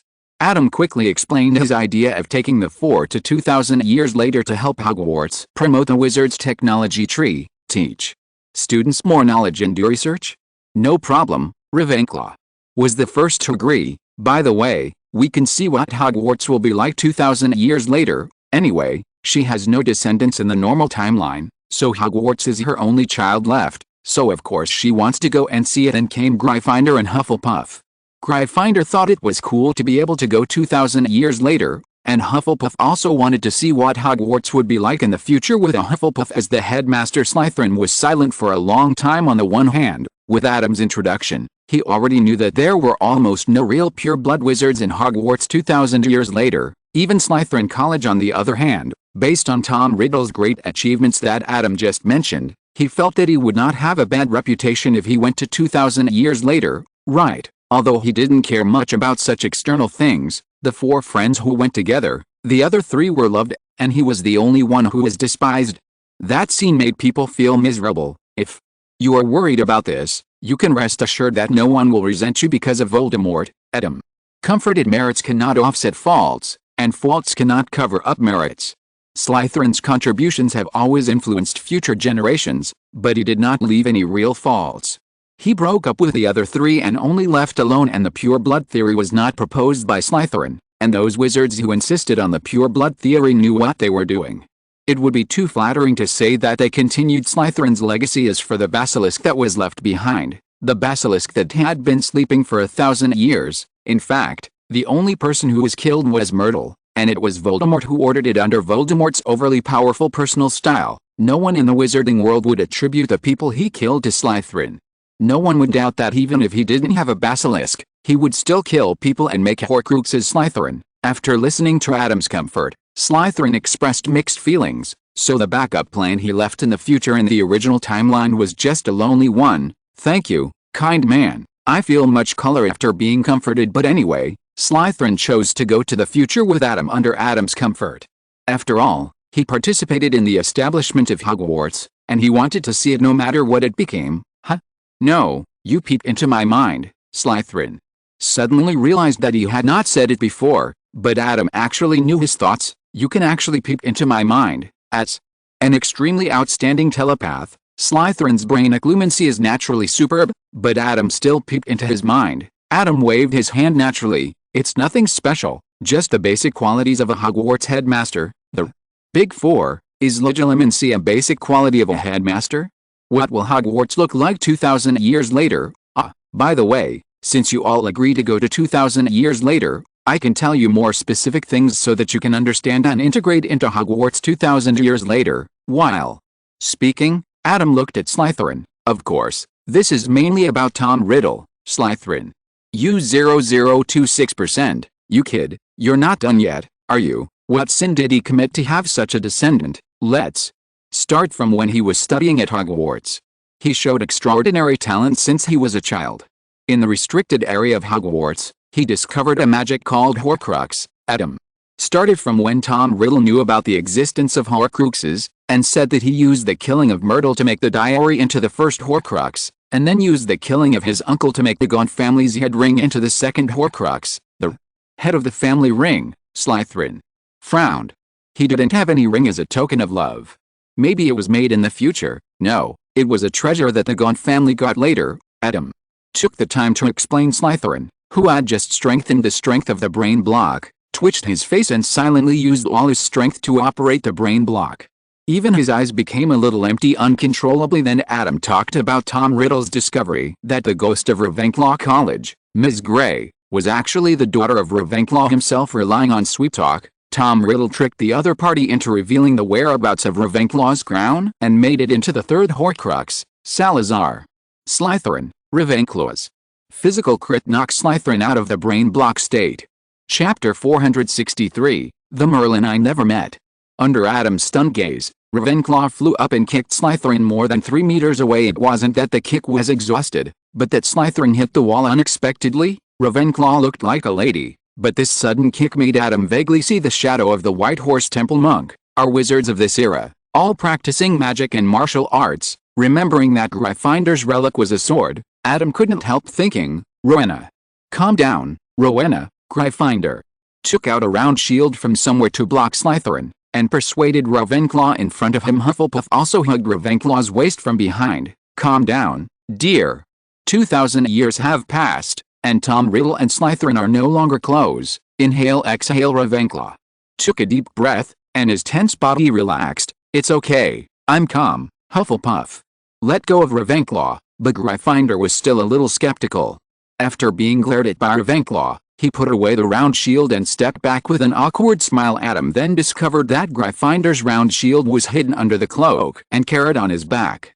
It was enchanted, and it would be automatically equipped as long as he stretched his hand over it when using it. As for why Gryffindor didn't pass this round shield down, maybe it's because the Sorting Hat can't take such a big one. Adam was thinking about it, while Ravenclaw had adjusted his mentality, although she knew rationally that it was a bit far-fetched to blame Salazar for Tom Riddle's mistakes. Tom Riddle was too much. Her daughter was dead and he didn't let her go. How could Ravenclaw, who had just heard that her daughter had turned into a ghost and that she would see her in 2,000 years, bear this stimulation. Now she had no other target to vent her anger on, so she simply took out her anger on Saracha first. After all, it was no big deal to get kicked by Saracha with his ability on the other side. Slytherin swallowed a mouthful of old blood, tremblingly got up, looking at the Ravenclaw who still looked a little unfriendly and the Hufflepuff beside her who looked like she was a little moved, and dared not say a word. Tom Riddle, right? He remembered this name. You must not fall into my hands. Ahem, not. Realizing that he had caused Tom, who was still an infant in Hogwarts, to face more disasters in the future, Adam continued to explain. The Ravenclaw item gave Tom Riddle some other ideas. He thought that the items he made next could not be ordinary things, which is why he later targeted Hepzibah Smith. On the one hand, he wanted to get back his ancestral locket, and on the other hand, the Hufflepuff cup, as a relic of the four founders, was also one of his goals. In the end, both of these treasures were made into Horcruxes by him. Humph! The anger in Slytherin's eyes rose more and more. His relics were made into Horcruxes, a dark magic prop, stained with killing and soul fragments. The other party really just used his bloodline as a banner and had no respect for him at all. In addition, the act of splitting the soul to make Horcruxes, and even splitting it many times, was extremely stupid. Giving up one's integrity for the sake of merely prolonging life can indeed enhance the ability to survive, but the soul will not remain incomplete forever, but will spontaneously absorb the power around it to try to return to completeness, and slowly the living thing will no longer be the original self. It would be fine if he had fought hard at the end of his life, but the other party made Horcruxes at a young age, and made one after another. This is so stupid that even Slytherin felt that he couldn't bear to watch it. After the previous story, Good Show, was finished, Adam was satisfied and prepared to take the four people through time. Huh? Are you not going to continue? The four were a little surprised. How could this so-called news that could help them integrate into the future only have this point? Slytherin, why is there only my black status? Well, I have other people to find. The specific situation will be explained to you by a future wizard. He should be very skilled now. Adam explained. Naturally, if we really want to explain the world 2,000 years later, we can't finish it in 3 days and 3 nights. We still need to experience it in reality. His Good Show has been watched, and the rest is of course left to Regulus. Having skillfully sent the young version of the four founders to 2,000 years later, Adam felt that Regulus should be very skilled now, right? Adam now doesn't know what Regulus has experienced 2,000 years later, and how much resentment he has accumulated. However, all this will only be revealed when he returns to 2,000 years later. At this moment, Adam is still on his journey, arriving in a new era. Adam just appeared, and a piece of parchment appeared out of thin air and flew towards Adam. Adam quickly grabbed it and took a closer look, and couldn't help but gasp. Hiss, little friend from the future, I have no interest in overtime, don't bother me. Some playful cursive words are very beautiful, and there is only a short signature at the end of the parchment. Merlin, being able to know his origin and purpose in advance, such a person at least has the existence of the timeline of this world. Adam has some guesses about the people who have reached this level, so he didn't look for them at all, nor did he look for their disciples. But, has Merlin also reached this level? That's right. After all, in a certain world, Merlin is a magician who succeeded Solomon as the Grand Master. He can still do it without converging all worlds. After discovering this, Adam had no choice but to leave, because there was no need to talk at all. After all, for the existence of the converging timeline, the parallel world isotope brought by Shuangpei is still him. For the other party, it is really no different from working overtime. He would not do it even if he changed. The only pity is that he can't see Merlin himself. Let's wait and see later. After all, for this level of existence, the meaning of time has long been small. But I should also try harder, Adam murmured after converging himself in this timeline. He was a little lazy about the progress of converging himself. The reason was still the same. He felt that it would not help him much now. Converging oneself will not directly improve strength, but improve status. It will only come in handy when high-status beings confront each other. This kind of thing is too beyond the scope of Adam's current environment. In the original plan, he would wait until he had basically no acquaintances in this world and planned to leave this world for other worlds before he could use this ability. He was naturally not in a hurry, but now it seems that there are still many high-status beings in his environment. Even if it is to prevent it in advance, this aspect should be mentioned first. In a murmur, Adam disappeared in this world. A young wizard in a castle not far away raised his head at this time, replacing Solomon as the crown rank magician. Could he be talking about you? Chapter 464 Merlin helps Merlin. It's probably the other one of us. As you know, I'm actually not good at magic. A young man with white hair sat on the bed behind the wizard, laughing and rubbing the back of his head. That's right. How can there be a strongest magician who bites his tongue when chanting a spell? That would be too inferior. Yeah, how could there be such a person? Grinching teeth. Yes, but Merlin is not a human being. The black-haired Merlin smiled slightly and looked back to where Adam was standing before. Did you come here specially just to rush him? Since the establishment of the Merlins and Merlin's exchange meeting, all Merlins have maintained a tacit understanding of only communicating and not meeting each other. After all, we are all Merlins. Even if we live in different worlds, the attributes of squatting at home remain unchanged. Will not go out at all unless necessary, but this time, a Merlin is allowed to travel across the world, just for a little guy who has only managed one timeline. Wrong. The black-haired Merlin frowned slightly. He couldn't help but glance at the future because his own status is too high for others. Basically what he sees will become an unchanging path for the world, and he cannot change it no matter how hard he tries, unless someone with a higher status than him intervenes. So after suffering the loss of not being able to see ancient Britain, Merlin basically stayed at home, not looking at the past and the future, or even wanting to go out unexpectedly. He made an exception for the first time and saw such a magical scene. Although he just took a look and immediately looked away, he still discovered a lot of things. His magic. Why does a child who has just taken a step towards self-control master this level of magic? Forget about the magic stone. You can use time magic casually, and you can harvest parallel worlds casually. Almost all types of magic are based on the understanding of the nature of the world. Who is the crown magician? The black-haired Merlin looked back at the white-haired Merlin curiously. Have you seen him in your future? In fact, what the black-haired Merlin wanted to ask more was whether the white-haired Merlin would be robbed of the title of Grand Master in the future. I've seen it before, but not necessarily after that. Realizing that his impression had begun to become blurry, the white-haired Merlin's smile became brighter. Sure enough, Adam's status could continue to improve, but he did not do so under the super-high status of Eli and Gaia. All the history and myths that constitute the heroic spirit base are irreversible history, and even if they change, they will evolve into unique points that need to be corrected. But what if a being with a personality comparable to Eli and Gaia, or even a higher personality, intervenes? Merlin didn't dare to think too much about having a higher personality, but having the same personality is enough. It's really helpful. Thank you. The white-haired Merlin did not answer directly, but patted the black-haired Merlin on the shoulder. Language is also magic. Once something is said, it will cause unknown changes, so not saying it is the safest way. You don't need to thank me. I should thank you for providing me with a special solution. The black-haired Merlin's eyes flickered.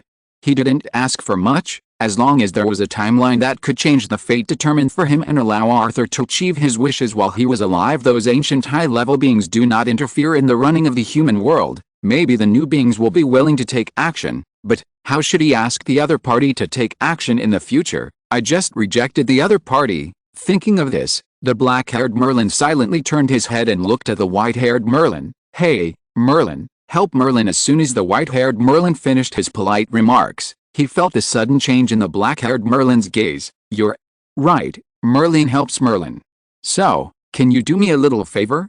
Don't worry, your help is not in vain. White-haired Merlin, oh, this is really a long journey. While restraining yourself, you can still find some energy to do other things. Let's go see what's going on with Regulus first. Adam did the math and found that, including the dozen or so elderly wizards in the Hanging Garden, he had brought over 40 people from the past. All of them were strong men with legendary experiences, powerful talents, and a relatively lawful stance. About half of them planned to concentrate on practicing and researching in the Hanging Garden according to their own wishes, and the remaining Adam will all be crammed into Hogwarts to become professors and do research regarding this point. It is not that Adam is partial to the United Kingdom, but that he actually has no particularly legitimate position to dictate scientific research in other countries. Only the United Kingdom is a country that he has complete control over, from politics to economics to public opinion. The same is true for other countries, even China. It is impossible for China to directly shift its original focus of research and development. If he says he wants everyone to study the technology that combines the mysterious side, even if there is indeed a great prospect in this, after all, The stakes involved are not small. Even Adam, an international friend, could get in the way when interests were really involved. However, although Adam cannot force other countries to research wizard technology, he can force the UK to develop wizard technology, and do so with a nationwide effort. I'm just asking you if you want to follow me. Regarding the words "if you fall behind, you will be beaten," both those who beat people and those who were beaten had a very profound understanding. Such a large sky garden is floating there as the headquarters of the Human Alliance. The prospect of wizard technology is visible to the naked eye. You are still thinking about sharing the cake.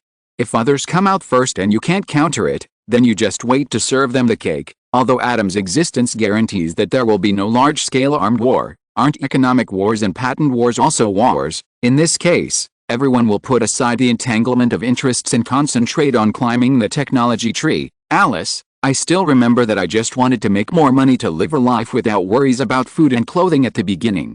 How did it slowly become like this? I deliberately pinched the ancients to arrive half a month later. When Adam came to Regulus's location, he was shocked by the low pressure shrouded by Regulus. What happened, Regulus? Body shook violently when he heard the voice, then he slowly turned his head, with a faint green light in his eyes. My dear boss, you are finally back. As soon as he finished speaking, Regulus pounced on Adam. Give me your life. Hey, don't be impulsive. What happened? Adam quickly raised his hand to block, but did not use magic to bounce Regulus away, but used his arms to block Regulus' hands grabbing Adam's arm. Regulus was like a prisoner grabbing the prison railings. His face was a little hideous. Adam, I hope you can realize that I am just an ordinary wizard who runs 2 small shops, not a time travel master or an expert in ancient civilization research. Just half a month ago, he received a message from Adam to come here to receive other people who were said to have traveled through time, and he did not take it too seriously originally. He thought similarly to Adam, and felt that he was also experienced, but he was wrong in that he thought that the ancients 100 years ago were already the limit. But who knew? The first batch of wizards that came here were directly from BC. Chapter 465. They integrated so smoothly. The old wizards from the Hanging Garden cast a spell on Regulus as soon as they landed. Regulus was so frightened that he thought Adam had sent his enemies. When Regulus was in shock to check what trick he had been hit by, an old wizard spoke up and said that the spell they just used was used to solve the problem of language barriers. He hoped it didn't scare him. Regulus, %U0026, what could Regulus do? Faced with a group of big guys whose fingers were thicker than his thighs, of course he could only choose to forgive them. However, this was only the beginning. Before Regulus could recover, big bosses such as Quetzal and the public transport team arrived in front of him one after another. Regarding the language barrier of these people, the Sky Gardens, the old wizard was very enthusiastic and helped them solve it in less than an hour. Regulus received more than 40 memory retrieving curses later. This curse became so easy to use that when the Big Four landed, they were forced to relearn English 2,000 years later without saying a word. Not to mention, it is indeed a little different from what they used at the time. Some pronunciations have changed and there are many more words. However, this was only the first day of pain for Regulus. 2,000 years later, each of these old antiques has transformed into 100,000 Ys. Although Adam has told them many things before and made some magical contract oaths, it does not prevent them from curiously asking. However, how could Regulus, who had never even been to England, know this? He didn't even know what countries and regions like Hanging Garden and Lure. This was the case for wizards who only studied the history of their own country. In the history of magic, Regulus was asked a lot of questions and found out that he didn't know any of them. He immediately gave it up. I just want to help you get familiar with it. 2,000 years later, you can do whatever you want with the rest. Wait until Adam comes back and ask him. Seeing him like this, the Slytherin, who was already in a bad mood, suddenly became angry. How could a Slytherin student 2,000 years later behave like this? And are you the only one who is a pure-blood wizard 2,000 years in the future? Where's your pride as a pure-blood wizard? So Regulus was brutally beaten by the snake ancestor again. He was unable to fight back and couldn't even refute for Adam's sake. The other old antiques would not do anything to Regulus, even if they were disappointed at not getting the news. But Slytherin has no such worries. In theory, he is the true ancestor of Regulus, both in terms of academics and blood, which can be called double oppression. It was only today that Adam sent a message saying that he was coming back, that he was finally able to take a breather. Being stared at by Regulus's resentful gaze, Adam couldn't help but shudder, and Adam coughed twice. Ahem, I know the specific situation now. I will take over these people later. How are they integrating into modern times? Is it going well? They integrated so smoothly. Speaking of this, Regulus covered his face with his hands speechlessly. They should all be in Hogsmeade now. At first they were very interested in the Hogwarts you transformed, but they couldn't get in, so they stayed in Hogsmeade first. As a result, during this period, forget it, you'd better go and see for yourself. Adam was a little confused. What was unspeakable? At most, he was fascinated by the colorful world 2,000 years later. I can't explain it at the moment. Come with me. Adam had just been taken to the first floor of Nightingale and grabbed a Coke from the bar. Just as he was about to say something to Regulus, he heard a loud roar from behind. Today's consumption will be paid for by the Malfoy family. This voice, why is it so familiar? I seem to have heard it somewhere. Looking back, Adam suddenly couldn't hold back the Coke in his mouth. Puff, in the middle of the dance floor in the distance, two people, Slytherin and Gryffindor, were standing on the table, holding a bottle of champagne arm in arm, twisting their bodies to the loud music while shaking the champagne and spraying it around. The two of them even wore sequined sleeveless t-shirts and some exaggerated sunglasses. Woohoo! During the cheers, Slytherin finished spraying a bottle of champagne in his hand, and someone next to him handed him another bottle. Looking carefully, wasn't the person handing him the bottle Draco? No wonder something feels wrong. It seemed like the Malfoy family was footing the bill. For a moment, Adam didn't know whether to leave and pretend that he had never been here, or to rush over and take them both away. Although he was mentally prepared from the beginning, when he actually saw this scene, Adam realized that his mental preparation was not enough. He originally thought that these people were just hanging out and eating in Hogsmeade, but he didn't expect that they had actually jumped to disco dancing. Look, I just said that I can't explain it at the moment, right? Regulus shrugged his shoulders and stretched out his hand in the distance. How can you explain this scene to me? Adam was silent for a moment, drank the remaining Coke in the cup, cast a spell on himself and walked into the crowd. Draco, with a low cry, Adam reached out and pulled out Draco, who was dancing next to the table, and dragged him all the way to the edge of the bar. Adam? What's wrong? What happened? Actually, I wanted to ask what happened. Adam rubbed his brows, then gestured to the dance floor in the distance. What's going on? What's going on? Oh. Are you talking about Slytherin and Gryffindor? When Draco said this, Adam's eyes changed immediately. He had clearly made a magic contract with them. How could it be? At this time, Adam had already prepared to betray his teacher and ancestors and modify his memory on a large scale, and even had a plan in place. But Draco's next sentence made Adam cancel the plan. These two came to my father before, claiming to be descendants of Slytherin and Gryffindor. Yes, those two, the founders of Hogwarts. Draco had a mysterious expression and whispered to Adam, "Father has verified that these two are indeed very likely their descendants, especially the Slytherin.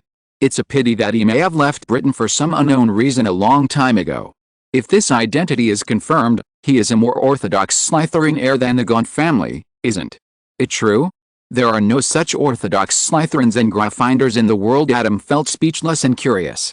He didn't expect them to go around in circles and use their real identities.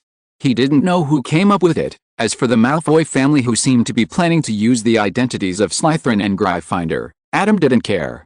These people must have their own lives after 2,000 years, and it was the Malfoy family that they took the initiative to find. Taking advantage of each other is an old tradition of Slytherin.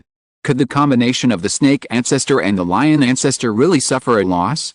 If you're listening to this novel on a channel other than Fanfic World, it means they downloaded and uploaded it without effort. We cordially invite you to visit our channel, Mundo Fanfic Novelist. There you'll find the original version of this story, and you can explore many other novels of various genres. We're waiting for you to immerse yourself in a world of incredible novels. Chapter 466, Ravenclaw and number 039, S playlist. Draco left quickly and was now mainly responsible for having fun with the two legitimate descendants of the founder. After a moment of silence, Adam turned to look at Regulus. Didn't you say that Slytherin accused you of corruption before? Then he felt it was the Ballard time. Regulus silently took a sip of sweet water. Slytherin had not allowed him to drink it since he discovered that his drinking capacity was extremely poor, and he hasn't said I've fallen since he fell. This, Adam was speechless again. It's so true. In my last life, when I was a child, My grandparents always told me that it was not good to watch TV and play with mobile phones all the time. Until my grandfather learned to use the mobile phone to browse TikTok and read the news, and my grandma learned to play landlord and mahjong on the mobile phone. His grandparents also started a life of addiction to mobile phones, and he never heard similar scoldings again. Oh, forget it, as long as they are happy. Adam had no idea other than being surprised that these two people were addicted to disco. After all, they had done nothing wrong, and it wasn't like they didn't pay for the disco. Mr. Ma wasn't there to pay for it. I can only say that Wahoo World is indeed charming. I'm going to see the others. Where are they usually at this time? I'll go and see for myself. You're liberated now. You can drink if you want. If Slytherin doesn't let you, just say it's me. Seeing the miserable state of Regulus, who could only sip a small sip of sweet water at the bar of his bar, Adam sighed, thinking it was a child's fault. What? It seems like it was me. Oh, that's okay. After getting the location where others usually hang out at the moment, Adam left Nightingale alone and walked towards Fantasy Dessert Workshop. I didn't expect that food would be so diverse 2,000 years later. Oh my god, is this really real food? Oh, try this now. This wonderful taste and texture. A group of elderly wizards gathered around the shelves of Fantasy Dessert Workshop, constantly making sounds of exclamation. The current Fantasy Dessert Workshop is no longer what it used to be. It is not an exaggeration to say that the entire 5-story building is a small dessert world. It has become a bit like Adam's ideal dessert world before. The prototype of the world, in fact, Fantasyland, is already being designed. As long as the secrecy law is abolished, Adam plans to use a world made of desserts as one of the lubricants for ordinary people to accept the existence of wizards. Magic can not only be used in battle, but it can also make the world a better place. With this in mind, Adam walked up the stairs and saw the surprised smiles of the wizards from the long past after tasting the desserts. He couldn't help but smile on his face. It didn't take long for Adam to find someone in the crowd that surprised him. Ms. Ravenclaw. Huh? What? Ravenclaw, who was tasting the puffs, wiped the cream from his mouth, turned back in confusion, and then his eyes showed a bit of surprise. Ah, Adam, you are back. Although I don't know what Hogwarts will look like 2,000 years later, the world will indeed become very beautiful 2,000 years later. Feeling the sound insulation barrier around him, Adam couldn't help but secretly sigh that Ravenclaw really paid attention to details, and nodded with a smile. It is truly an honor to receive such praise from you. This compliment undoubtedly made Adam feel very accomplished. If it was the original wizarding world without his intervention, it probably wouldn't be called beautiful at this time, right? When it comes to evaluation, there are thousands of words to say, but in the end there is only one sentence. The scar has not hurt in 19 years, everything is peaceful. Ravenclaw didn't think so much about Adam. After all, according to Regulus, the boss of Hogsmeade was Adam. By the way, Regulus said that you would usually be in the cinema at this time, but why today? That was true the other day, but Helga highly recommended that I come here to try the food, and I also recommended a few movies to her. I see. Adam understood. No wonder he didn't see Hufflepuff. Which movies are your favorite? Titanic, The Untouchables, A Man Called O Decides to Die. Adam was a little surprised when he heard this. He thought that people from 2,000 years ago would not be able to adapt well to the current cultural background, let alone the Muggle cultural background. To be precise, he thought Ravenclaw would watch The Boy Who Lived series first, or other movies with wizarding backgrounds. Up to now, fantasy cinema is not all Adam-produced movies. The wizard version of the movie is still relatively simple to make. Interested wizards can also write their own scripts and submit them to the cinema. Among them, many good movies with strong wizarding colors were born, such as The Legend of the Fountain of Good Luck, a story about a group of people on the road to pursue the Fountain of Good Luck. Because of the legend, the theme is similar to that of Fountain of Good Luck, in that you are the key to change yourself, but the story is still told very well.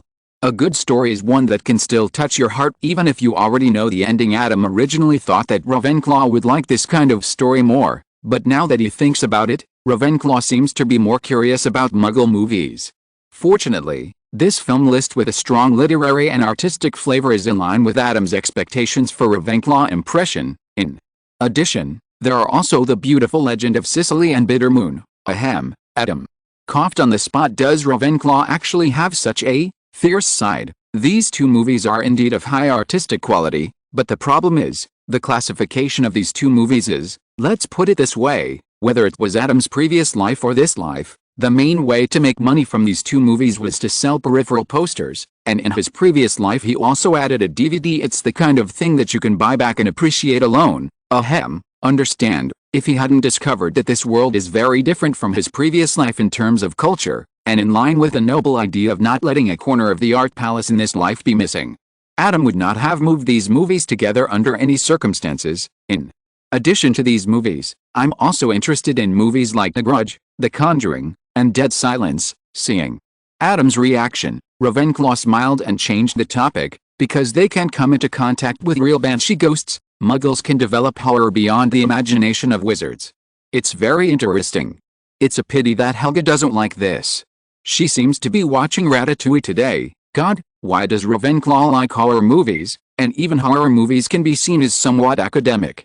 Is this the gold content of Ravenclaw? Adam wiped away the non-existent sweat and decided not to ask for other details after today's round. Only Hufflepuff among the four founders is still the same as Adam remembered. Sure enough, they Hufflepuffs are as sincere as they appear. Chapter 467, Transforming the Sky Garden. Will you still love when I'm no longer young? AI-ful. Will you still love? The singing voice of the resident singer on the first floor slowly came into the box. Looking at the group of people in front of him, Adam slowly suppressed the sense of absurdity in his heart under the healing of the singing. Who would have thought that this Nightingale disco is divided into daytime and nighttime? Slytherin and Gryffindor belong to it during the day, and Quetzal and his friends have more fun at night. Adam was shocked when he first arrived there. How come you guys were not arrested by the Ministry of Magic for doing this? Where's Bernard? I want to report it. Wait. When did the Wizarding World have a venue classification system? Was it Bernard who proposed it? But wizards don't have ID cards either. Use the age line instead of checking ID cards. Wait. Adam let out a long breath to let out the fatigue in his heart, and he felt that it was not completely without gain. At least the magic of this age line can be fully extended to the Muggle world. If there are some places where minors should not enter, they must not be allowed to enter. Well, he's an adult anyway. Ahem. Finally, Guang Shubin coughed twice with a red face. I told you that this shouldn't happen. It's insulting. Please stop talking. It would have been fine if he didn't talk, but Adam couldn't help but cover his face with his hands as soon as he started talking. Luckily, he found Guang Shubin, who was in his 20s, otherwise the scene of him and Quetzal dancing together on the dance floor would have been really unbearable to watch. I'm also experiencing the customs of a foreign country. Then, Guang Shubin muttered something like, when in Rome, do as the Romans do. Adam sighed. Forget it. Why is he, a modern man, more feudal than the ancients? They are all in their prime, so what's the big deal about going clubbing? Didn't you see that Professor Dumbledore and Professor Grindelwald, who were young just now, were there? It was he who expected too many high-end images without authorization, and put the characteristics that people later talked about on them. Okay, let's get back to business first. After we finish the business, you can enjoy your daily entertainment as long as it doesn't interfere with your work. When it comes to business, everyone showed seriousness.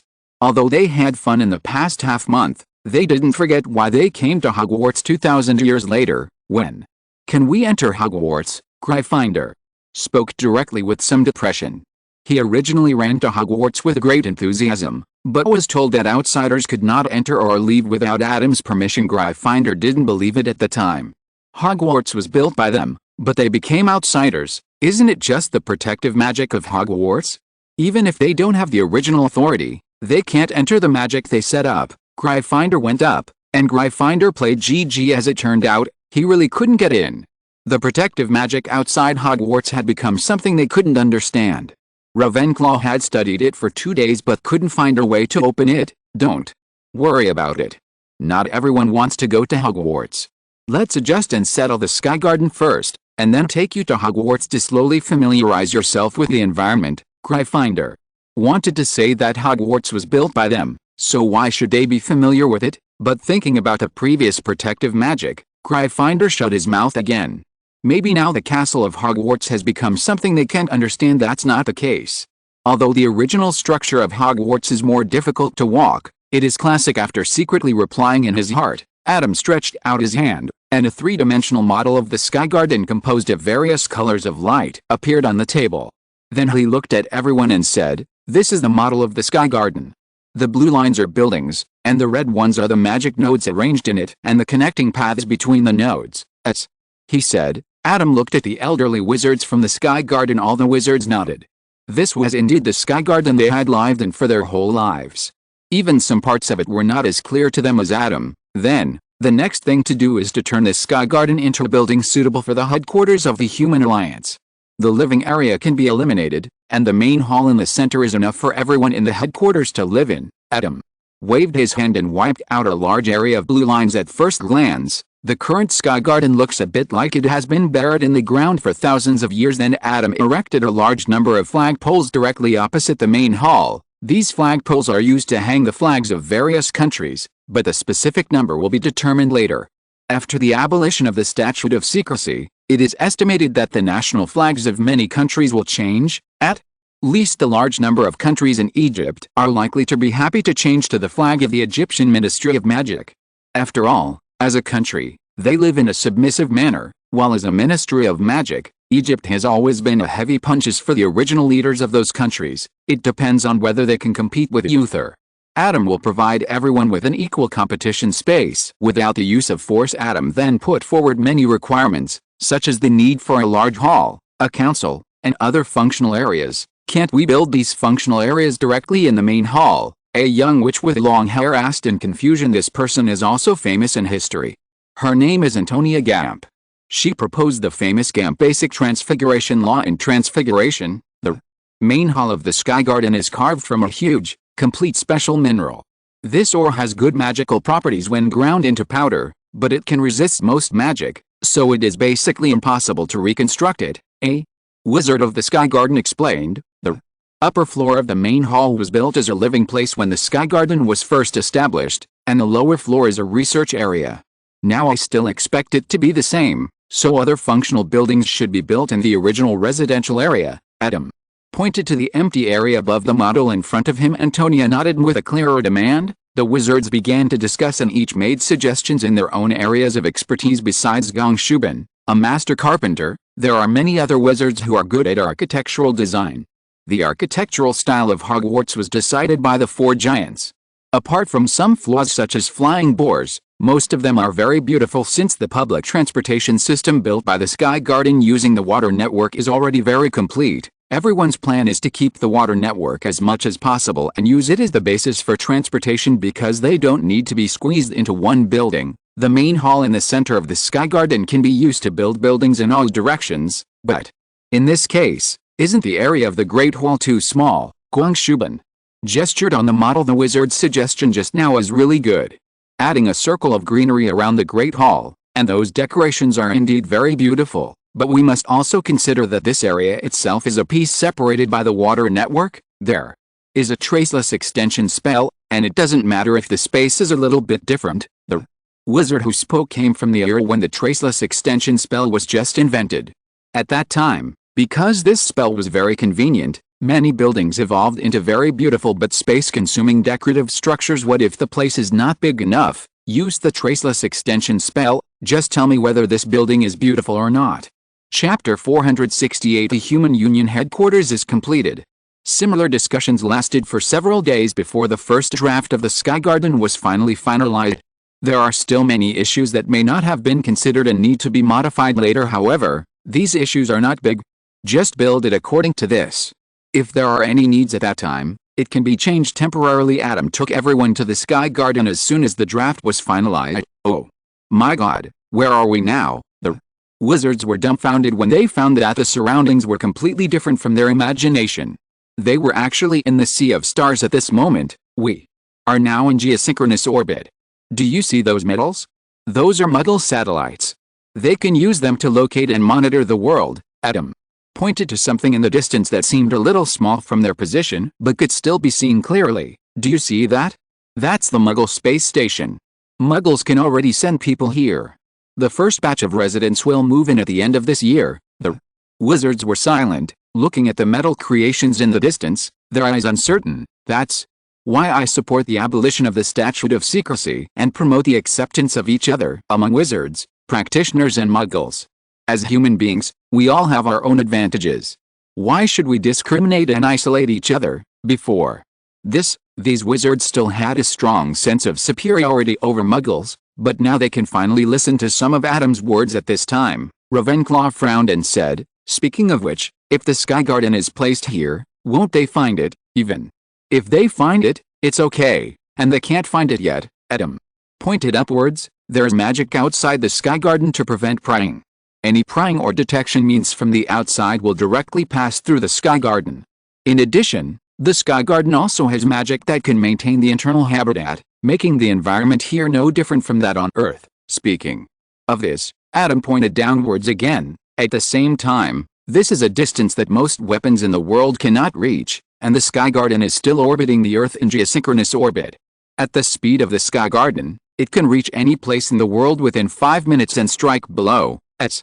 Adam's voice fell. A circle of clay tablets about 2 meters apart appeared in the air around the edge of the Sky Garden, and each of the words on the clay tablets was shining. After the clay tablets slowly fell to the ground, the wizards from the Sky Garden rubbed their eyes. No, they were not dazzled. "These clay tablets, I took these clay tablets from the parallel world and stopped the time of these clay tablets, making them in a triggered state." Adam walked to a clay tablet and patted it. "These clay tablets can be used as lighting facilities on the edge of the Sky Garden on weekdays, and can be used as weapons when needed. The reason for only this kind of clay tablet is that only this kind of clay tablet can strike the surface from here and control the attack range." The wizards fell silent one by one. Why can such a thing be said so lightly in Adam's mouth? But think about it, compared to these, making the Sky Garden come to this track is probably not much simpler than those magics. The wizards didn't understand, but they were greatly shocked, and at the same time vaguely understood that the parts of Adam's mouth that they didn't understand were probably derived from Muggle knowledge. "So, when do we start working, Gongshu?" Ban had been holding the toolbox for a long time. After listening to Adam and everyone talking so much, he couldn't wait any longer. Adam was silent for a moment, and turned his head to look at Gongshuban with an inexplicable expression. "No wonder you in the original timeline will lose to Mosey in the future." Just when Gongshuban was excitedly preparing to take out the tools to start working, Adam sighed, took out the dark staff and slammed it on the ground. In a blink of an eye, the building surrounding the Sky Garden rose from the ground under the effect of ancient magic. "Leave the specific details to us." Several wizards who also knew ancient magic stepped forward to help complete the details of the building. The tools in Gongshuban's hand fell back into the box. "No. There is no soul in doing this. How can such a building withstand wind, sun, earthquakes and rain? The house can be reinforced with magic, and there will be no wind, sun, earthquakes and rain here." Adam patted Gongshuban on the shoulder. "The other party's construction method is indeed good, but it is more suitable for popularization and teaching. Now the main focus of the building here is efficiency anyway. It is not the final version. Maybe part of it will be demolished after a while. Why spend so much effort to build it?" After a long time of setting up the magic in various places, Adam handed a badge to everyone. "This is the key to the Sky Garden. Using it in the Sky Garden will lead you to the hotel in Hogsmeade. Please keep it safe and do not give it to others at will. It should be noted that each port key is bound to the corresponding user. If it does not match, it will be attacked by the magic of the Sky Garden." Gryffindor looked at the badge in his hand and pondered for a moment, then said, "What kind of attack is it, Adam?" ? Glancing at Gryffindor, Adam took out an old hen from his pocket. "Everyone? For example, this chicken is the invader." Adam threw the chicken far away, and the chicken was still flapping in the air.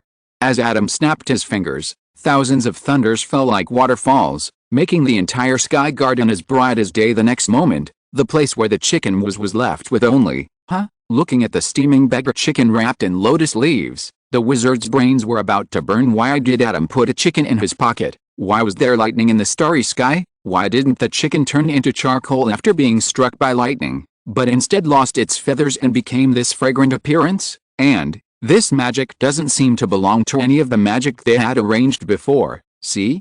It's scary. Adam broke off the chicken leg and took a bite, pointing at the wizards in front of him, especially Gryffindor. "So don't try it casually, Gryffindor. What's wrong with this tone of coaxing a child? The old hen being struck by lightning and turned into a beggar chicken is of course a joke, but what Adam said is not entirely false.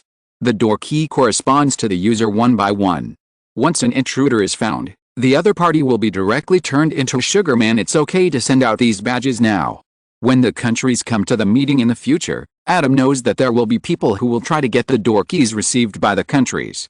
At that time, he just hopes that the other party will not be too frightened. Okay, the next collective activity is over. Those who want to stay here can stay, those who want to leave can leave, and those who want to visit Hogwarts will gather here while talking. Adam took the time to send a message to Eugene and others. The headquarters of the Human Alliance, abbreviated as the Human Alliance, has been preliminarily completed, and they can prepare to hold a meeting to discuss the plan. When will this huge work be completed? Got it. Chapter 469 Hogwarts Tour Group. After Adam sent the message to Eugene and the others, he was ready to send the door keys to all parties soon, and then looked at the people in front of him who had already made their decision except for a few wizards who were going to teach at Hogwarts. There were not many ancient people who wanted to visit Hogwarts. Compared to the Hanging Garden, everyone didn't have much idea about a magic school. Curious on the contrary, several wizards from the Hanging Garden planned to visit Hogwarts. Let's go now. After speaking, Adam disappeared from the spot with everyone. Huh? There's a reaction. At the same time, a certain white-haired Merlin took out something similar to a pocket watch, looked at it, and sighed. Have you entered a place similar to Avalon before? But this reaction is smaller than before, and the progress is really fast. After saying that, Merlin turned into a long-eared white-haired creature and jumped away. This is the entrance to Hogwarts. Since it is a visit, of course, it starts from the moment you enter the door, Adam explained while showing everyone the iron gate in front of him. This is the main entrance to Hogwarts, and it is also the place where the 4 founders of Hogwarts first entered Hogwarts. In fact, every student first entered Hogwarts on the same path.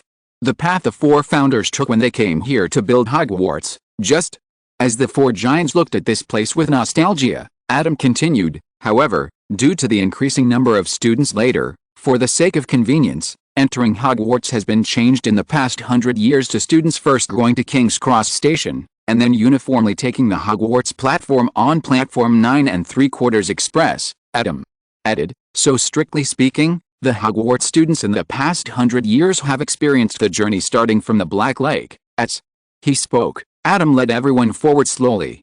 After passing through the woods, Adam raised his hand and pointed. This area in front is the Black Lake, and in that direction is the train station.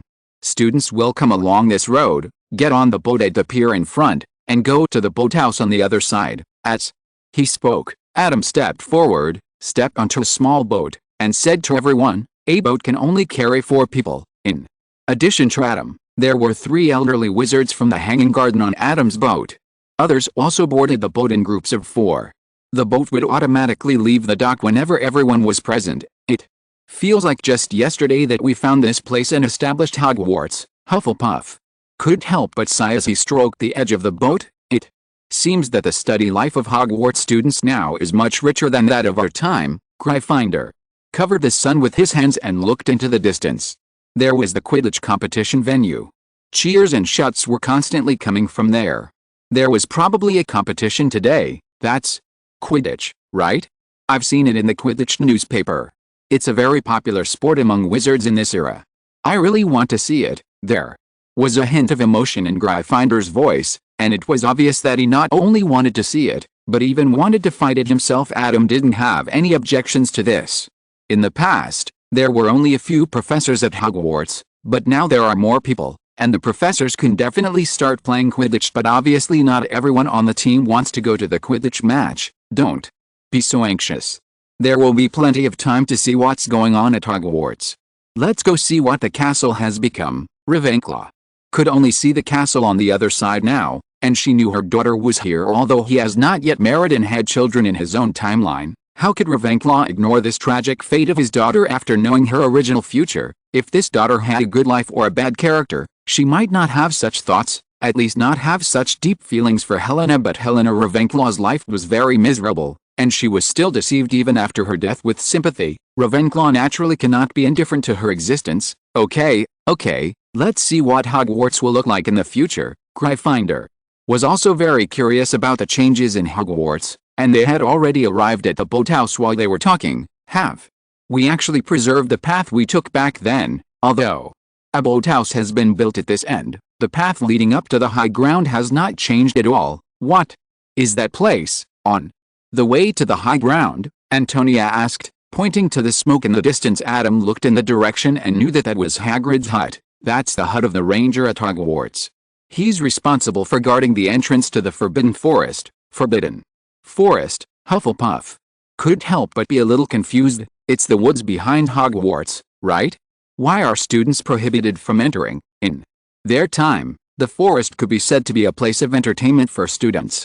There were not so many fun things at that time, and you could see many novel animals and plants when you entered the forest. Adam thought to himself that there were not so many dangerous things in the Forbidden Forest back then as the area included in the magic contract. I think the 4 giants must have swept the forest.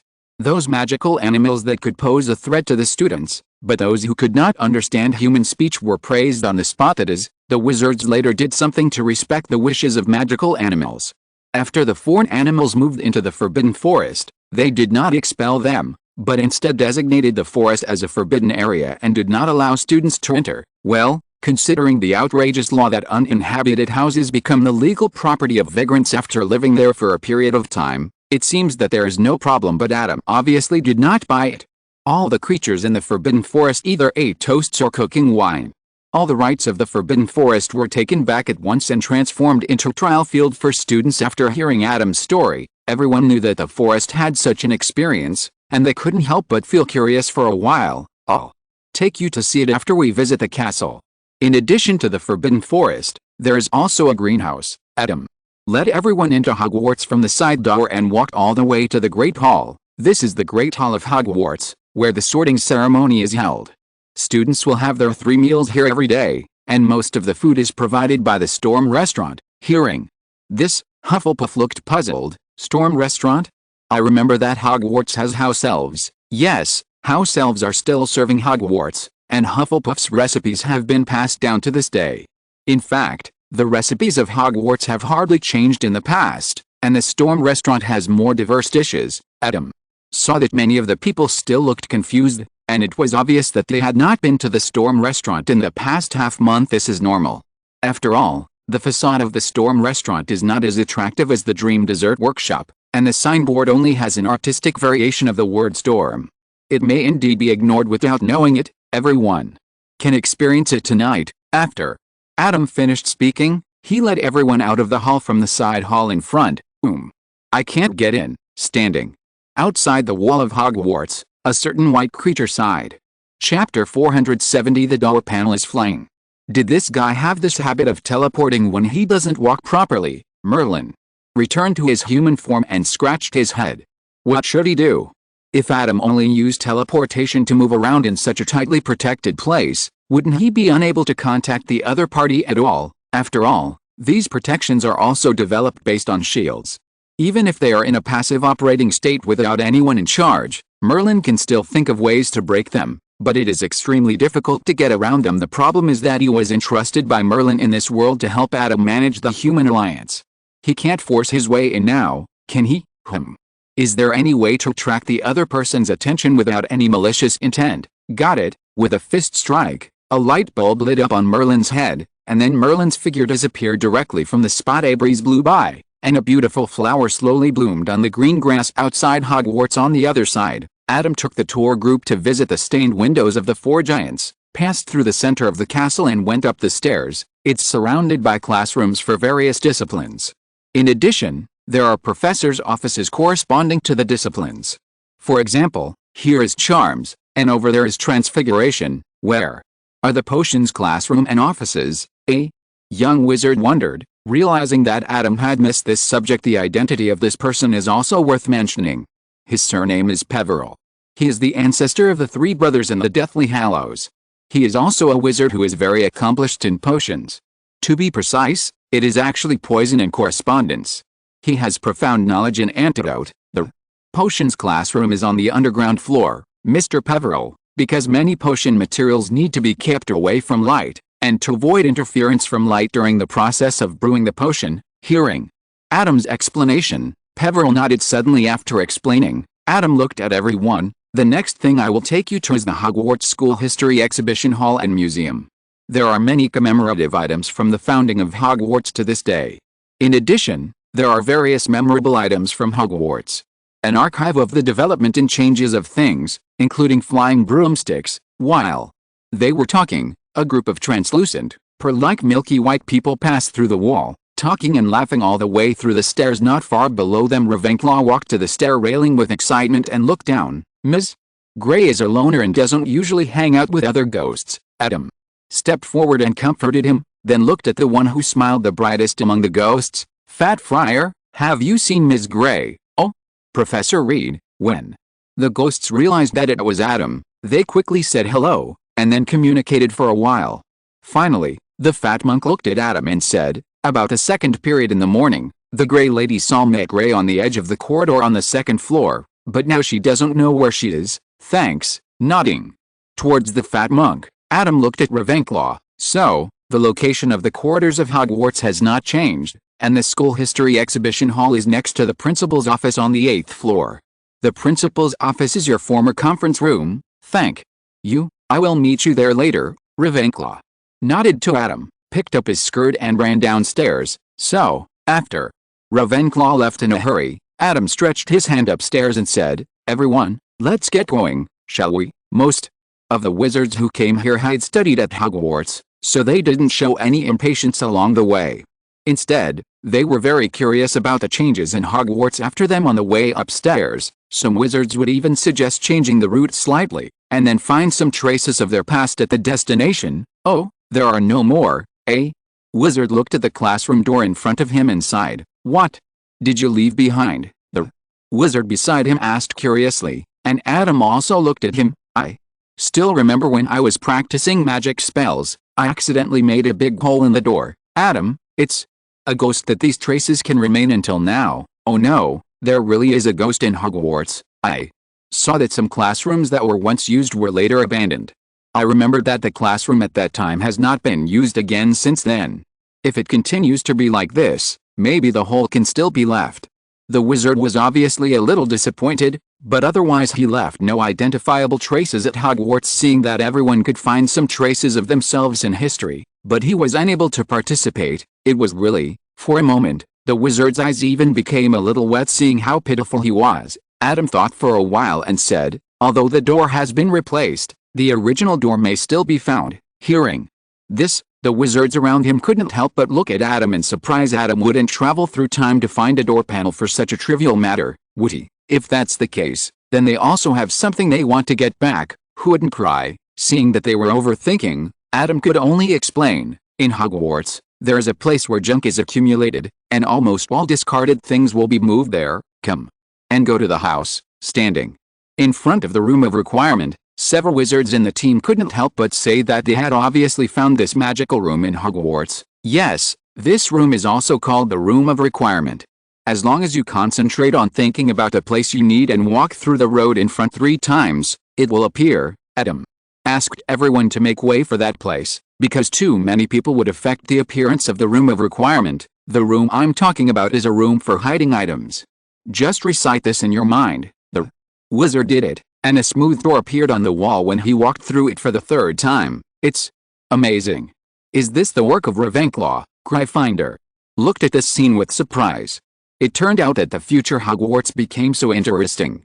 He suddenly had the idea of exploring Hogwarts. What should he do? Although most of the castle is still the same as when he built it, it's more interesting this way, isn't it? It's possible. Many people who know about the existence of this room think so. Speaking of which, after Ravenclaw's diadem was made into a Horcrux, it was hidden here. Slytherin's feet suddenly stumbled, almost tripped by a box, and then glared at Adam. You kid is plotting against me again. Luckily, Ravenclaw is not here now. Door panels are flying. Just then, a spell with obvious excitement and expectation came from the front. Adam was stunned, and then he heard the sound of objects colliding from all directions. Wait, the room of requirement, how many door panels are there? Exclamation mark. And obviously, Adam is not the only wizard who discovered this loophole. Armor protection, XN. Chapter 471. The little cat is naughty and disobedient. Most likely it deserves a suck. Because they remembered that one of the door panels was the wizard's memory, the group of wizards did not use too radical means of resistance for a while. More than 30 door panels broke through the suppression of various debris and flew towards the crowd. creating a visual effect of suppression after the chaos. The wizard successfully found the door panel that he had blown a big hole in among the door panels.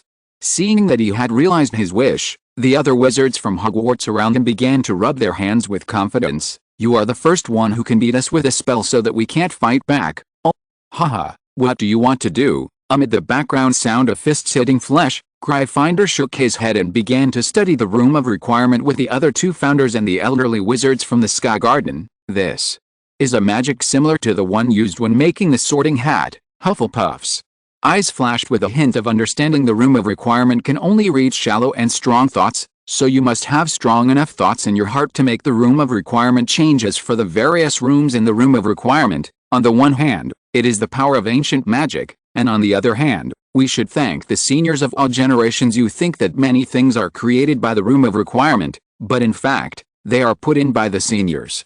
The room of requirement may have just provided a room at the beginning. After a while, the few people had studied it almost, and the other side also vented their anger, which can be said to be a happy ending. The only wizard who might have been hurt, the bruised wizard, also had a smile on his face, and was generally happy after leaving the room of requirement. Adam was about to lead everyone to the school history exhibition hall, but he did not expect to receive a message. He took out the parchment and saw that it was sent by Regulus. Could it be that the wizards who stayed in the Sky Garden had something to find him, and they couldn't contact him? So they went to find Regulus. Adam unfolded the parchment and took a look. "Ziohe is dedicated to serving you. Hogwarts is suddenly surrounded by a sea of flowers."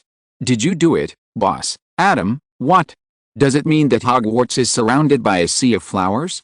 And suddenly, Adam suddenly wondered if he could not understand English. After a moment of silence, Adam took out an Adam card, on which was a flower dancing with a mirror. Feeling that the Adam card was summoned, the flower and the mirror stopped moving at the same time, and looked outside the Adam card with a puzzled look. "Flower, mirror, it's okay, you guys continue." Adam shook his head and put away the Adam card again. His Adam card couldn't have run away for no reason.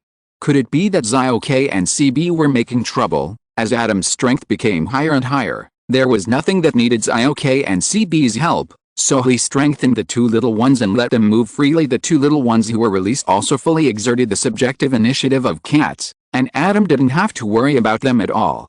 They often appeared in various places in the Forbidden Forest and the auditorium at mealtime. What about the mutant ocelots with wings in the depths of the Forbidden Forest, the small cakes that disappeared on the dining table, etc.?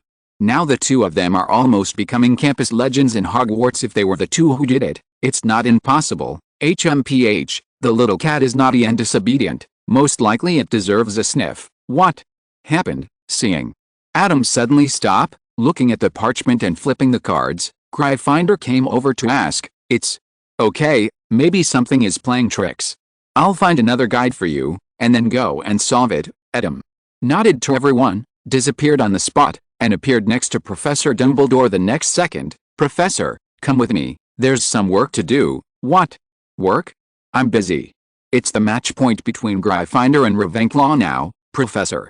Dumbledore, wearing a red robe and a Gryffindor must-win band on his head, waved his hand when he heard it. "No, this is more important." "What could be more important than Gryffindor winning the championship?" "Gryffindor himself came to Hogwarts, Professor."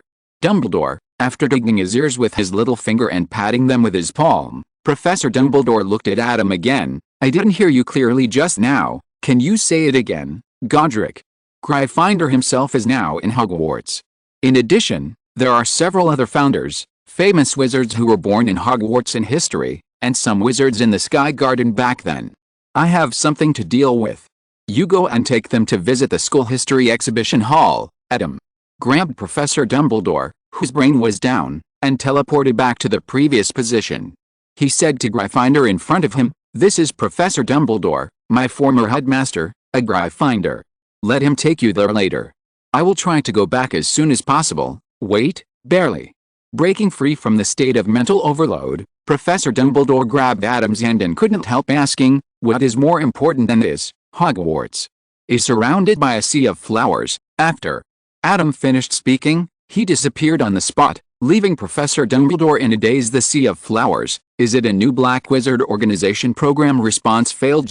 Gryffindor on the side looked at Professor Dumbledore with a troubled expression. "The future Hufflepuffs are so outstanding. Why are all future Gryffindors like this?" The fool who flew directly at the door just now is fine, but why doesn't the former headmaster in front of him look very smart? On the other side, Adam has quickly caught Zio-K and SPI. However, facing Adam's torture, Zio-K and SPI both said that the sea of flowers outside Hogwarts was not done by them. It wasn't you?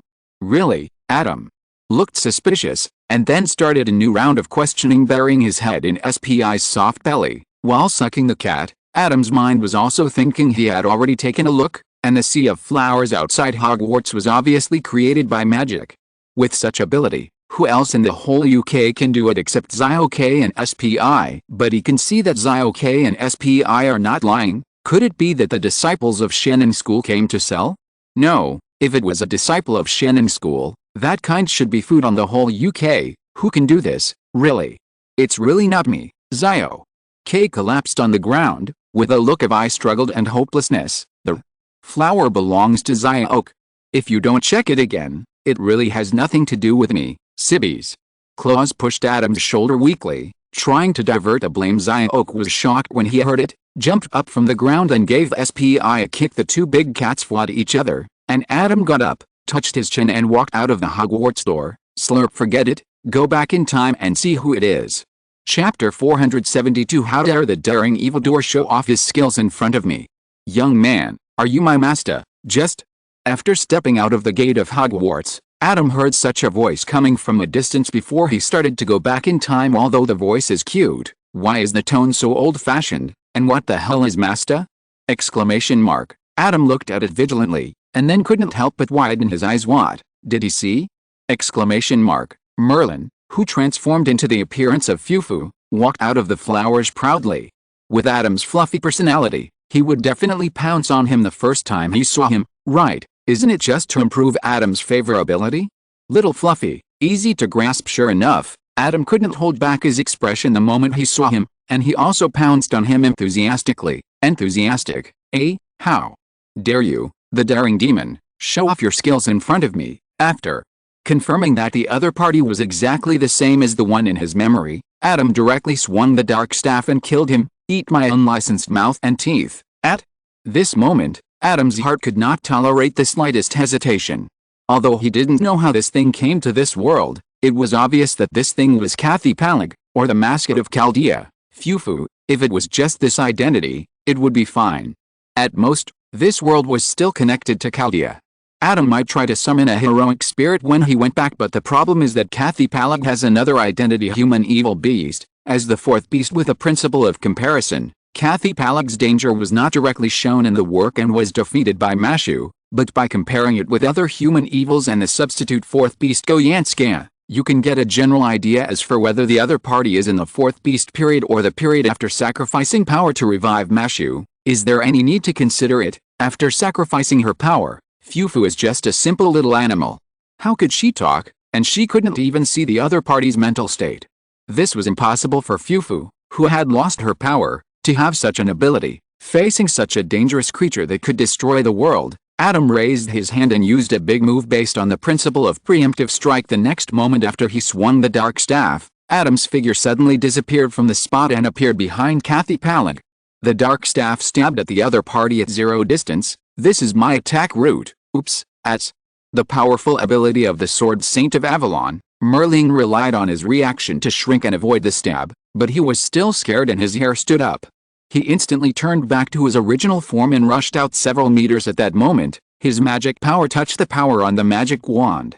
No, Merlin didn't even know if it could be called power, but his magic power did disappear at that moment. It was not a loss of control, not locked or offset, but it disappeared as if it had never existed. What is this? Is it the legendary first magic? Merlin's hair stood up in fear, and Adam was also very scared. Fufu suddenly turned into human form, and also turned into Merlin. Okay, Fufu is really a genius, right? Wait.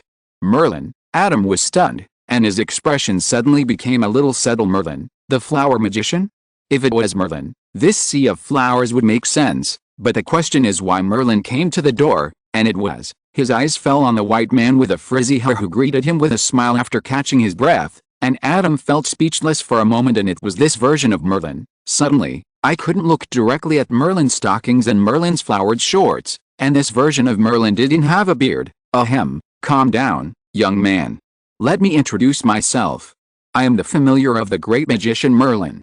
I was sent by Master Merlin to help you, due to Adam's excellent ability to control his body and consciousness. He didn't know that Merlin, who was already disliking him, was introducing himself as he had prepared before. Adam's eyes became a little confused after hearing Merlin's words. What's going on? Merlin said he was Merlin's familiar, and he also said that Master Merlin sent him to help him. Adam couldn't understand what the other party was thinking. Does this mean he wants to help me? But why should he hide his identity when he comes to help? And didn't Merlin refuse when he went to find me before? So he refused before, but now he regrets it and is afraid of losing face, so he hides his identity to help. But this doesn't make sense. After all, Merlin can even pretend to be magic melee to deceive the doctor's feelings. Face is basically in a state of existence for Merlin, and he can throw it away casually when it doesn't involve something really important. Adam didn't think that Merlin had to lie about coming to help, and he even changed his body to deceive him. So, what Merlin said was true. Adam quickly deduced a vaguely logical possibility. That is, part of what Merlin said just now was true, and since he already knew the false part, the only true part was, he was sent by Master Merlin to help him. Merlin sent Merlin to help him. This matter would be outrageous if it happened to someone else, but if it happened to Merlin, it would reveal a hint of rationality at the same time. This also explains why he met the FGO version of Merlin, who should not belong to this worldview. The Merlin in their world is not this Mershionly, but the Merlin wizard who wears stockings and has a beard. The guy in front of him was commissioned. How did the Merlin wizard accurately choose this most unreliable Merlin? Sneeze. At this moment, in a corner, a black-haired wizard who did not want to reveal his name and had no beard and did not wear stockings sneezed. Strange, why did he suddenly sneeze? The black-haired Merlin was silent for a while. Calculating the time, Adam should have connected with himself in another world at this time, right? The other party looked very confident and hoped that nothing would happen. Although the other party was very strong, the other party was also called Merlin. As a member of the Merlin and Merlin's exchange meeting, after reading many stories of Merlin, whether willing to admit it or not, every Merlin can be said to have more or less a knowledge of what this name represents. But in the final analysis, this is also related to Arthur. Although Arthur in this world does not have a timeline as a girl, this identity is different from Merlin. Even if the other person is unreliable, I still hope that the other person's bottom line as Merlin can be reliable, perhaps because he heard the prayers from afar. The white-haired Merlin didn't know how many heroic spirits were possessed at this moment. He opened his mouth and said a string of nonsense, saying that Master Merlin saw that what he was doing now was beneficial to mankind, so he sent himself to guide him. If Adam hadn't seen through his identity, he might have listened carefully, looking at Merlin, who was sincerely painting a pie for himself. Adam wanted to ask him, is this how you guided Altria back then? If you're listening to this novel on a channel other than Fanfic World, it means they downloaded and uploaded it without effort. We cordially invite you to visit our channel, Mundo Fanfic Novelist. There you'll find the original version of this story, and you can explore many other novels of various genres. We're waiting for you to immerse yourself in a world of incredible novels. Chapter 473, Professor Dumbledore. So, lwxiaoshuo.org. Of course, in order to prevent a certain crown-ranked caster who may or may not be a substitute from getting angry after breaking the defense, Adam still did not say that it was not that he was afraid of Merlin, but he was afraid of hurting innocent people if he fought with Merlin at the gate of Hogwarts. And although ancient Britain was dead, it should be said that Merlin's auxiliary ability was still trustworthy. After all, that was an X-level hero creation to a certain extent. It can be said that this was an ability certified by Elia and Gaia. Don't worry about what happened to ancient Britain in the end, just say whether King Arthur became a hero. So if Merlin was asked to help the human union, it would be a very good help, not to mention that Merlin, as a substitute crown, had a clairvoyance that could see everything now, and for Adam, this was exactly the ability he needed most. Adam himself had the power to suppress all disobedience, but he was somewhat lacking in intelligence and could not observe where the conflict broke out. It would be naive to expect those who were forced by him to not take advantage of the situation to provide him with information. But with Merlin, at least there won't be too many problems at the beginning. After Merlin finished speaking, Adam said, since you are sent by Merlin to help, what are your specific abilities and what can you do to help? Hearing Adam say this, Merlin breathed a sigh of relief. It seems that Adam believed it's really terrible. After coming to their side, Adam has never shown such a dangerous ability. Adam, I'm not going to fight Tima or Gosha, Why would I use a cardless card? The person who taught him magic is also a bit problematic. How can he teach such magic to a child casually? Curalito, what did you say? Pushing glasses. Suddenly, he felt an inexplicable chill, but Merlin didn't have time to delve too much, and quickly answered Adam's question. As the servant of the almighty great magician Merlin, of course my abilities are diverse. You can give me any task. Merlin patted his chest and promised for an altria. He was willing to go all out this time. Adam gave a thumbs up to this and silently turned on the recording mode, saving this memory separately, preparing to show this memory to King Saber if he could meet her later. I'm not adding fuel to the fire. Merlin didn't seem to work so hard when he assisted you. Well, King Saber wouldn't do anything to him even if he was angry. This is possible. After recording, Adam got straight to the point. If I need you to observe the world and report to me immediately if you detect conflicts that may cause large casualties, can you do it? This, Merlin was stunned. Isn't this workload a bit too much? However, thinking of the purpose of doing this, Merlin gritted his teeth. No problem, I am the omnipotent Merlin, the familiar. At most, he can arrange a more complicated magic circle to assist himself. Anyway, according to Adam's requirements, the main areas to be observed are those where ordinary people move around, and will not involve those secret places where mysterious power is particularly strong. In this way, the feasibility is very large, and at most it will be a little troublesome in the early stage. Isn't it just over time? He is a man who can walk from Avalon to Uruk on his own. Fortunately, Adam can't see Merlin's thoughts, otherwise he will definitely remind him to be more sober. He is not a man. Merlin took the initiative to deliver himself, and it was Merlin from another world.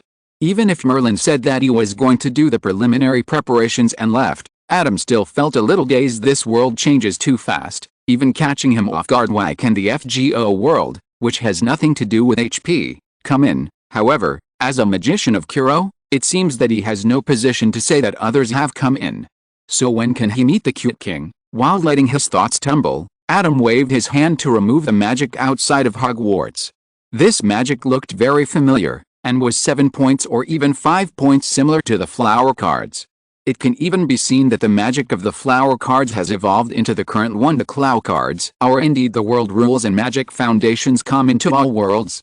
So what about those worlds without mysterious powers? After recording such questions, Adam returned to Hogwarts. Professor Dumbledore has taken a group of bigwigs to visit part of the school history exhibition hall. There is no way. These bigwigs are different from ordinary students. Everyone is particularly interested in the things here, and basically everything must be related to the complete history. The last time was 6 years ago, when Adam arrived, Professor Dumbledore was standing next to the Goblet of Fire, and it seemed that he was just talking about the Triwizard Tournament when Voldemort was resurrected. It's okay, Professor Dumbledore, you continue. Adam motioned him to continue, and then retreated behind the crowd. Professor Dumbledore opened his mouth and looked at the wizards in front of him, young and old, men and women, but he, the youngest one, had to call the wizards grandma.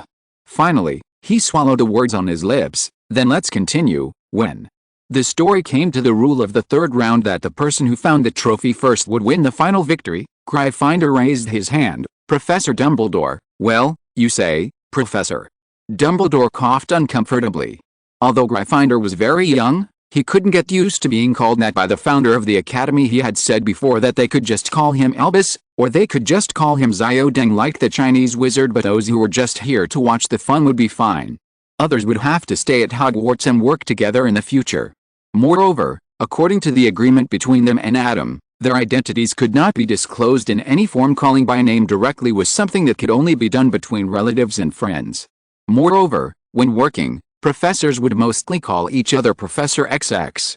They needed to develop a habit anyway. They didn't mind, and the other party didn't know their true identities. Professor Dumbledore, so, then no one cares about my feelings. While answering Gryffindor's questions, Professor Dumbledore took the time to give Adam a resentful look. Feeling this strong gaze, Adam shrugged. There's nothing I can do. Who told you to know more than others? How about I take Ariana away? And he didn't just pick someone randomly. Among the modern people who knew Adam could travel to the past, except for Professor Dumbledore, Professor Grindelwald and Professor Snape, they are all working diligently now. Adam looked around and found that only this old man was wearing a cheering uniform and cheering for the Gryffindor team in the Quidditch stands. He was conspicuous and free. Who else should he catch? After serving a group of ancestors until dinner time, Professor Dumbledore, who hurried to the auditorium, almost wanted to wipe away a bitter tear. That was Ariana's game. He specially gave the job to Grindelwald so that he could spare time to watch it. Chapter 474. I can't tell the difference. I can't tell the difference. With only 1 month left before the Hogwarts Open Higher Education Department, Adam simply handed over all the wizards to Professor Dumbledore and asked him to familiarize these people with the working environment and work procedures. After all, Professor Dumbledore must bear the unshakable responsibility for the current population shortage problem in the Ministry of Higher Education. Professor Dumbledore? ? Adam, after all, you were originally responsible for the Ministry of Higher Education. So I will take Ariana away and you will go to the Ministry of Higher Education. Professor Dumbledore, just like a mouthful with nothing to do, Adam hung out in the group for a while, and then found that Eugene and the others were discussing the possible language barrier in the workgroup. The office has prepared translators, but the question is, can they really find a translator who is familiar with the terms used by foreign wizards? They can all inquire about information in foreign wizard circles, so it should be possible, right? Thinking of this question, Adam remembered the magic used by the wizards in the Hanging Garden, and quickly went to learn it. In addition, they were still discussing how to get to the headquarters. Adam mentioned oh, I forgot to give them the door key. The door key that Adam prepared for these non-resident visitors was a specially designed badge with a People's League logo, which is 2 ears of wheat holding up the earth. Yes, this is the symbol of the Earth Alliance and the stars. As for why it is called the People's Alliance, instead of using the symbol of the People's Alliance, it is because although the abbreviation of the People's Alliance and the stars is the same as this People's Alliance, the spiritual trend, crossed out, and the spiritual core are completely different. The People's League of Stars is an extremely militaristic organization, while the People's League established by Adam is an organization that promotes egalitarianism. After delivering the door key and determining how to use it, Adam took the initiative to help them solve the language problem. And take a look at the excitement, because basically everyone knew that the people attending the meeting were, in a sense, their own people.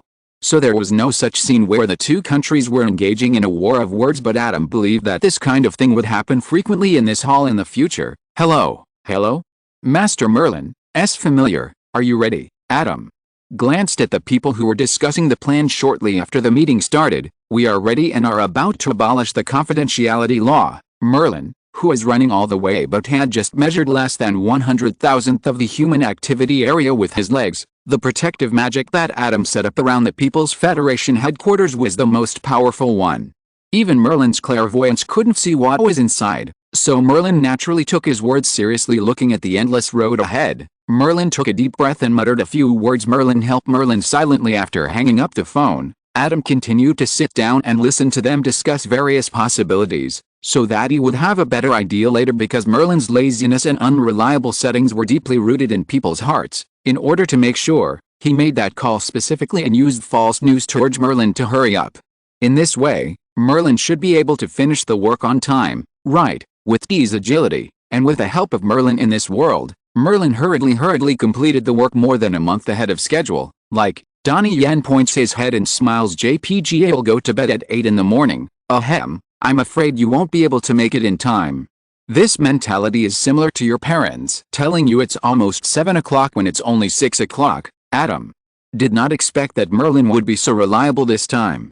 While comforting the other party, he couldn't help but wonder how the Merlin in this world commanded the Mei Xianli in front of him. Could it be because Mei Xianli ran into Merlin's home court and couldn't beat the opponent, so he was caught and worked for nothing? But in this case, should it be more passive and slow in work? Or should I say, what clues did Mei Xianli have that fell into Merlin's hands? Looking at the angry Merlin, Adam suddenly said, "Okay, don't be angry. It's beyond my expectation that you work so hard. Normally, familiars shouldn't be so motivated to work. Is the contract you signed with Merlin a serious one?" "Ahahaha, of course, I am the best familiar. Isn't it normal to be very efficient at work? I love work, and work loves me." "Oh, Adam's eyes flashed. You like work so much? Then don't worry, I will definitely satisfy you, Merlin. I have such a bad mouth. Where did my brain turn just now to blurt out such words?" Merlin's expression remained unchanged, but there was already bitterness in his heart. He seriously doubted whether his thinking had been affected by some magic cast by Adam, but the problem was that he did not find any traces of magic. No, this is not the way to go. One lie will have to be covered with countless lies. If this goes on, I am afraid I will die from exhaustion. In addition, Merlin found that there was something wrong with Adam's attitude towards him. Although there was no evidence, he always felt that Adam's attitude was not the way he should treat the familiar of the legendary wizard Merlin. To be honest, Merlin even suspected that Adam already knew his identity, not only knew that he was Merlin, but even knew which Merlin he was. However, this possibility was quickly ruled out by Merlin. Unless Merlin in this world took the initiative to tell Adam, there was no way Adam would have access to his information. Although there is no evidence, Merlin feels that his state is likely to be affected by Adam. It can't be that the world consciousness here is rejecting him. Well, it seems that it is not impossible. Look! It appears again.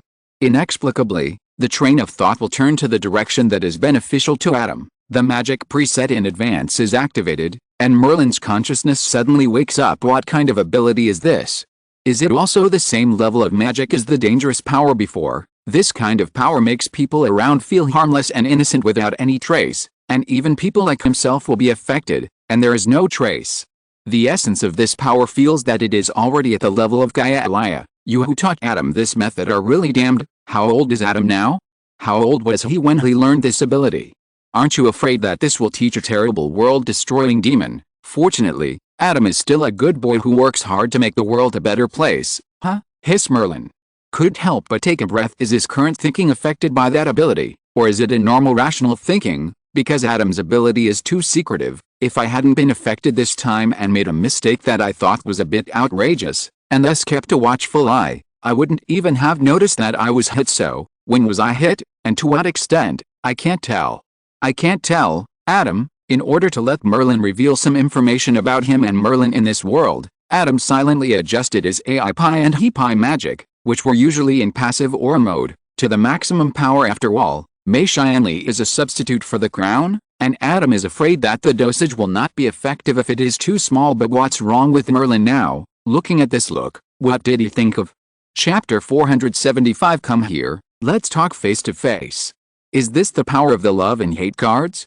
It's really scary. Adam couldn't help but click his tongue in surprise. In front of him, Merlin was looking at him with a look of resentment regarding the situation just now. Adam's explanation was, "You said you were Merlin's familiar. I can't just believe it, right? Of course you have to test it, and even if your identity is correct, I still want to test your ability. Otherwise, how can I trust you with such an important task?" Adam didn't know whether Merlin believed it or not, but even if he didn't believe it, he couldn't find a reason to question it. After all, he was obeying Master Merlin's order to help his familiar. Although I don't know what Master Merlin used to control Mei Xianli, there is a high probability that Mei Xianli will not fall out while this control is still in effect, and the facts were just as Adam expected.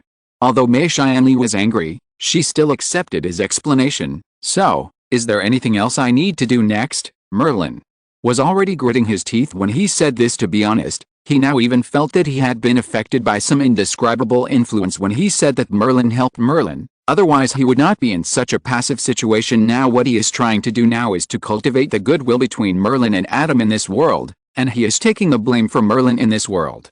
If he does it well, there will be no extra benefits for him, but if he doesn't do it well or simply runs away, he won't do it.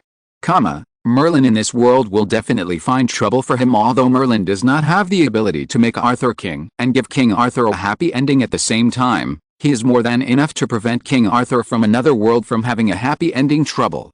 Merlin let out a silent sigh, but Adam really doesn't have anything particularly important to do now that Merlin can do. Let him just do trivial things and waste everything. That's it. After all, Merlin is also a magician, and precision construction is his specialty.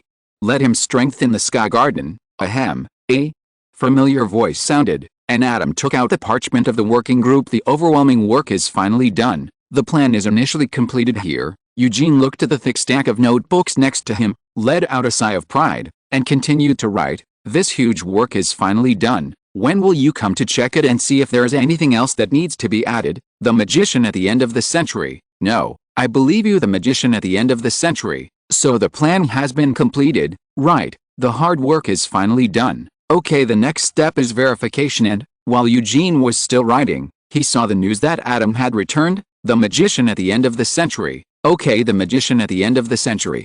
I will inform you immediately and announce the abolition of the law of secrecy. Eugene?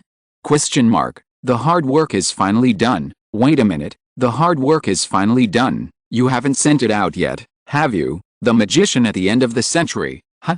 Sent out. This earth-shattering work is finally done. At %. This incredible work was finally completed and a message was withdrawn. This earth-shattering work is finally done. Withdraw quickly. Adam picked up the parchment next to him and looked at it, then replied, the magicians at the end of the century, they have received it. The hard work is finally done. Stop them quickly! Exclamation mark. The magician at the end of the century, this work that shakes the sky, go quickly! Exclamation mark. Adam scratched his head, and it took time to stop the wicked subordinates at this time. Bernard made a fuss in the group. Don't disturb your work. What happened? Sometimes I really want to kill myself. Don't make any noise. Just read it yourself. At the magician of the end of the century. Are they all blocked? Don't disturb your work if you have nothing to do. Don't disturb your work if you have nothing to do. Exclamation mark. Don't disturb your work if you don't have anything to do. At the magicians at the end of the century, have you stopped them? The magician at the end of the century. Don't worry, I stopped you. Tell me what's going on. The magician at the end of the century. Didn't it say it was finished? Eugene picked up the pen several times and crossed it out several times. Finally, he took a few deep breaths. After thinking about it, he finally picked up the pen and wrote, sometimes I really want to kill myself. Come here, let's talk face to face. Sometimes I really want to drive myself away and initiate location sharing with you. As soon as Adam showed up, he saw Eugene's wall-like figure rushing towards him. Adam, can you please listen to what I'm saying? What if World War II breaks out like this? Don't worry, this won't happen with me. I've even prepared complete monitoring methods. Adam also realizes that communication in the work group may be a little inconvenient, especially when his mobility is full, but he also said there is no need to panic. Pulling Eugene to the center of the first floor of the main hall of the Hanging Garden, where the clay tablets were originally placed, Adam pointed at the huge globe suspended above the pool and said, the effect of this instrument is similar to that of the Magical Congress of the United States of America. Any armed conflict anywhere in the world will be reflected on it. It will have different colors depending on the scale and intensity of the conflict. Hearing that Adam was at least prepared for the worst-case scenario, Eugene breathed a sigh of relief, but looking at the globe he couldn't help but have some questions. The way everything is normal now, is there no armed conflict on Earth? How is this possible? Isn't this thing broken? No, Adam sighed, I set it up so that only I can see it, so I'm afraid I might miss you. After Adam finished speaking, he reached out and snapped his fingers, and the blue sphere that was originally the same as a normal globe instantly turned into a huge, colorful, flashing light ball. Each color flashed extremely fast and was quite dazzling. My eyes, caught off guard and irritated by light pollution, Eugene covered his eyes and let out a cry. Adam shrugged, as expected, and returned the globe to its previous mode. Hey, is this a disco show? Before Eugene could calm down, Bernard, who was walking out of the auditorium, noticed a light that just erupted here and hurried over when he saw Eugene making a private appointment with Adam. Bernard was afraid that something would happen to them. Now seeing Eugene covering his eyes and wailing, Bernard rushed forward to protect Eugene and advised Adam earnestly, Adam, don't be impulsive. Even if Eugene's words are a bit unpleasant, you can't hit him. And you still hide him on a weak spot like his eyes. Adam's head was filled with dark clues. What are you talking about? How could I hit Eugene? He was blinded by the globe behind you. Globe? Bernard turned his head and looked at the blue globe behind him. How could this possibly catch people's eyes? I don't believe it. Adam raised his hand and tapped his fingers again. My eyes. End of this chapter. Thank you very much for reaching the end. Don't forget to like. Looking for more exclusive content and immediate access? Subscribe to our Patreon. Remember, every like, subscription, or donation encourages us to continue. Thanks to everyone. See you in the next video.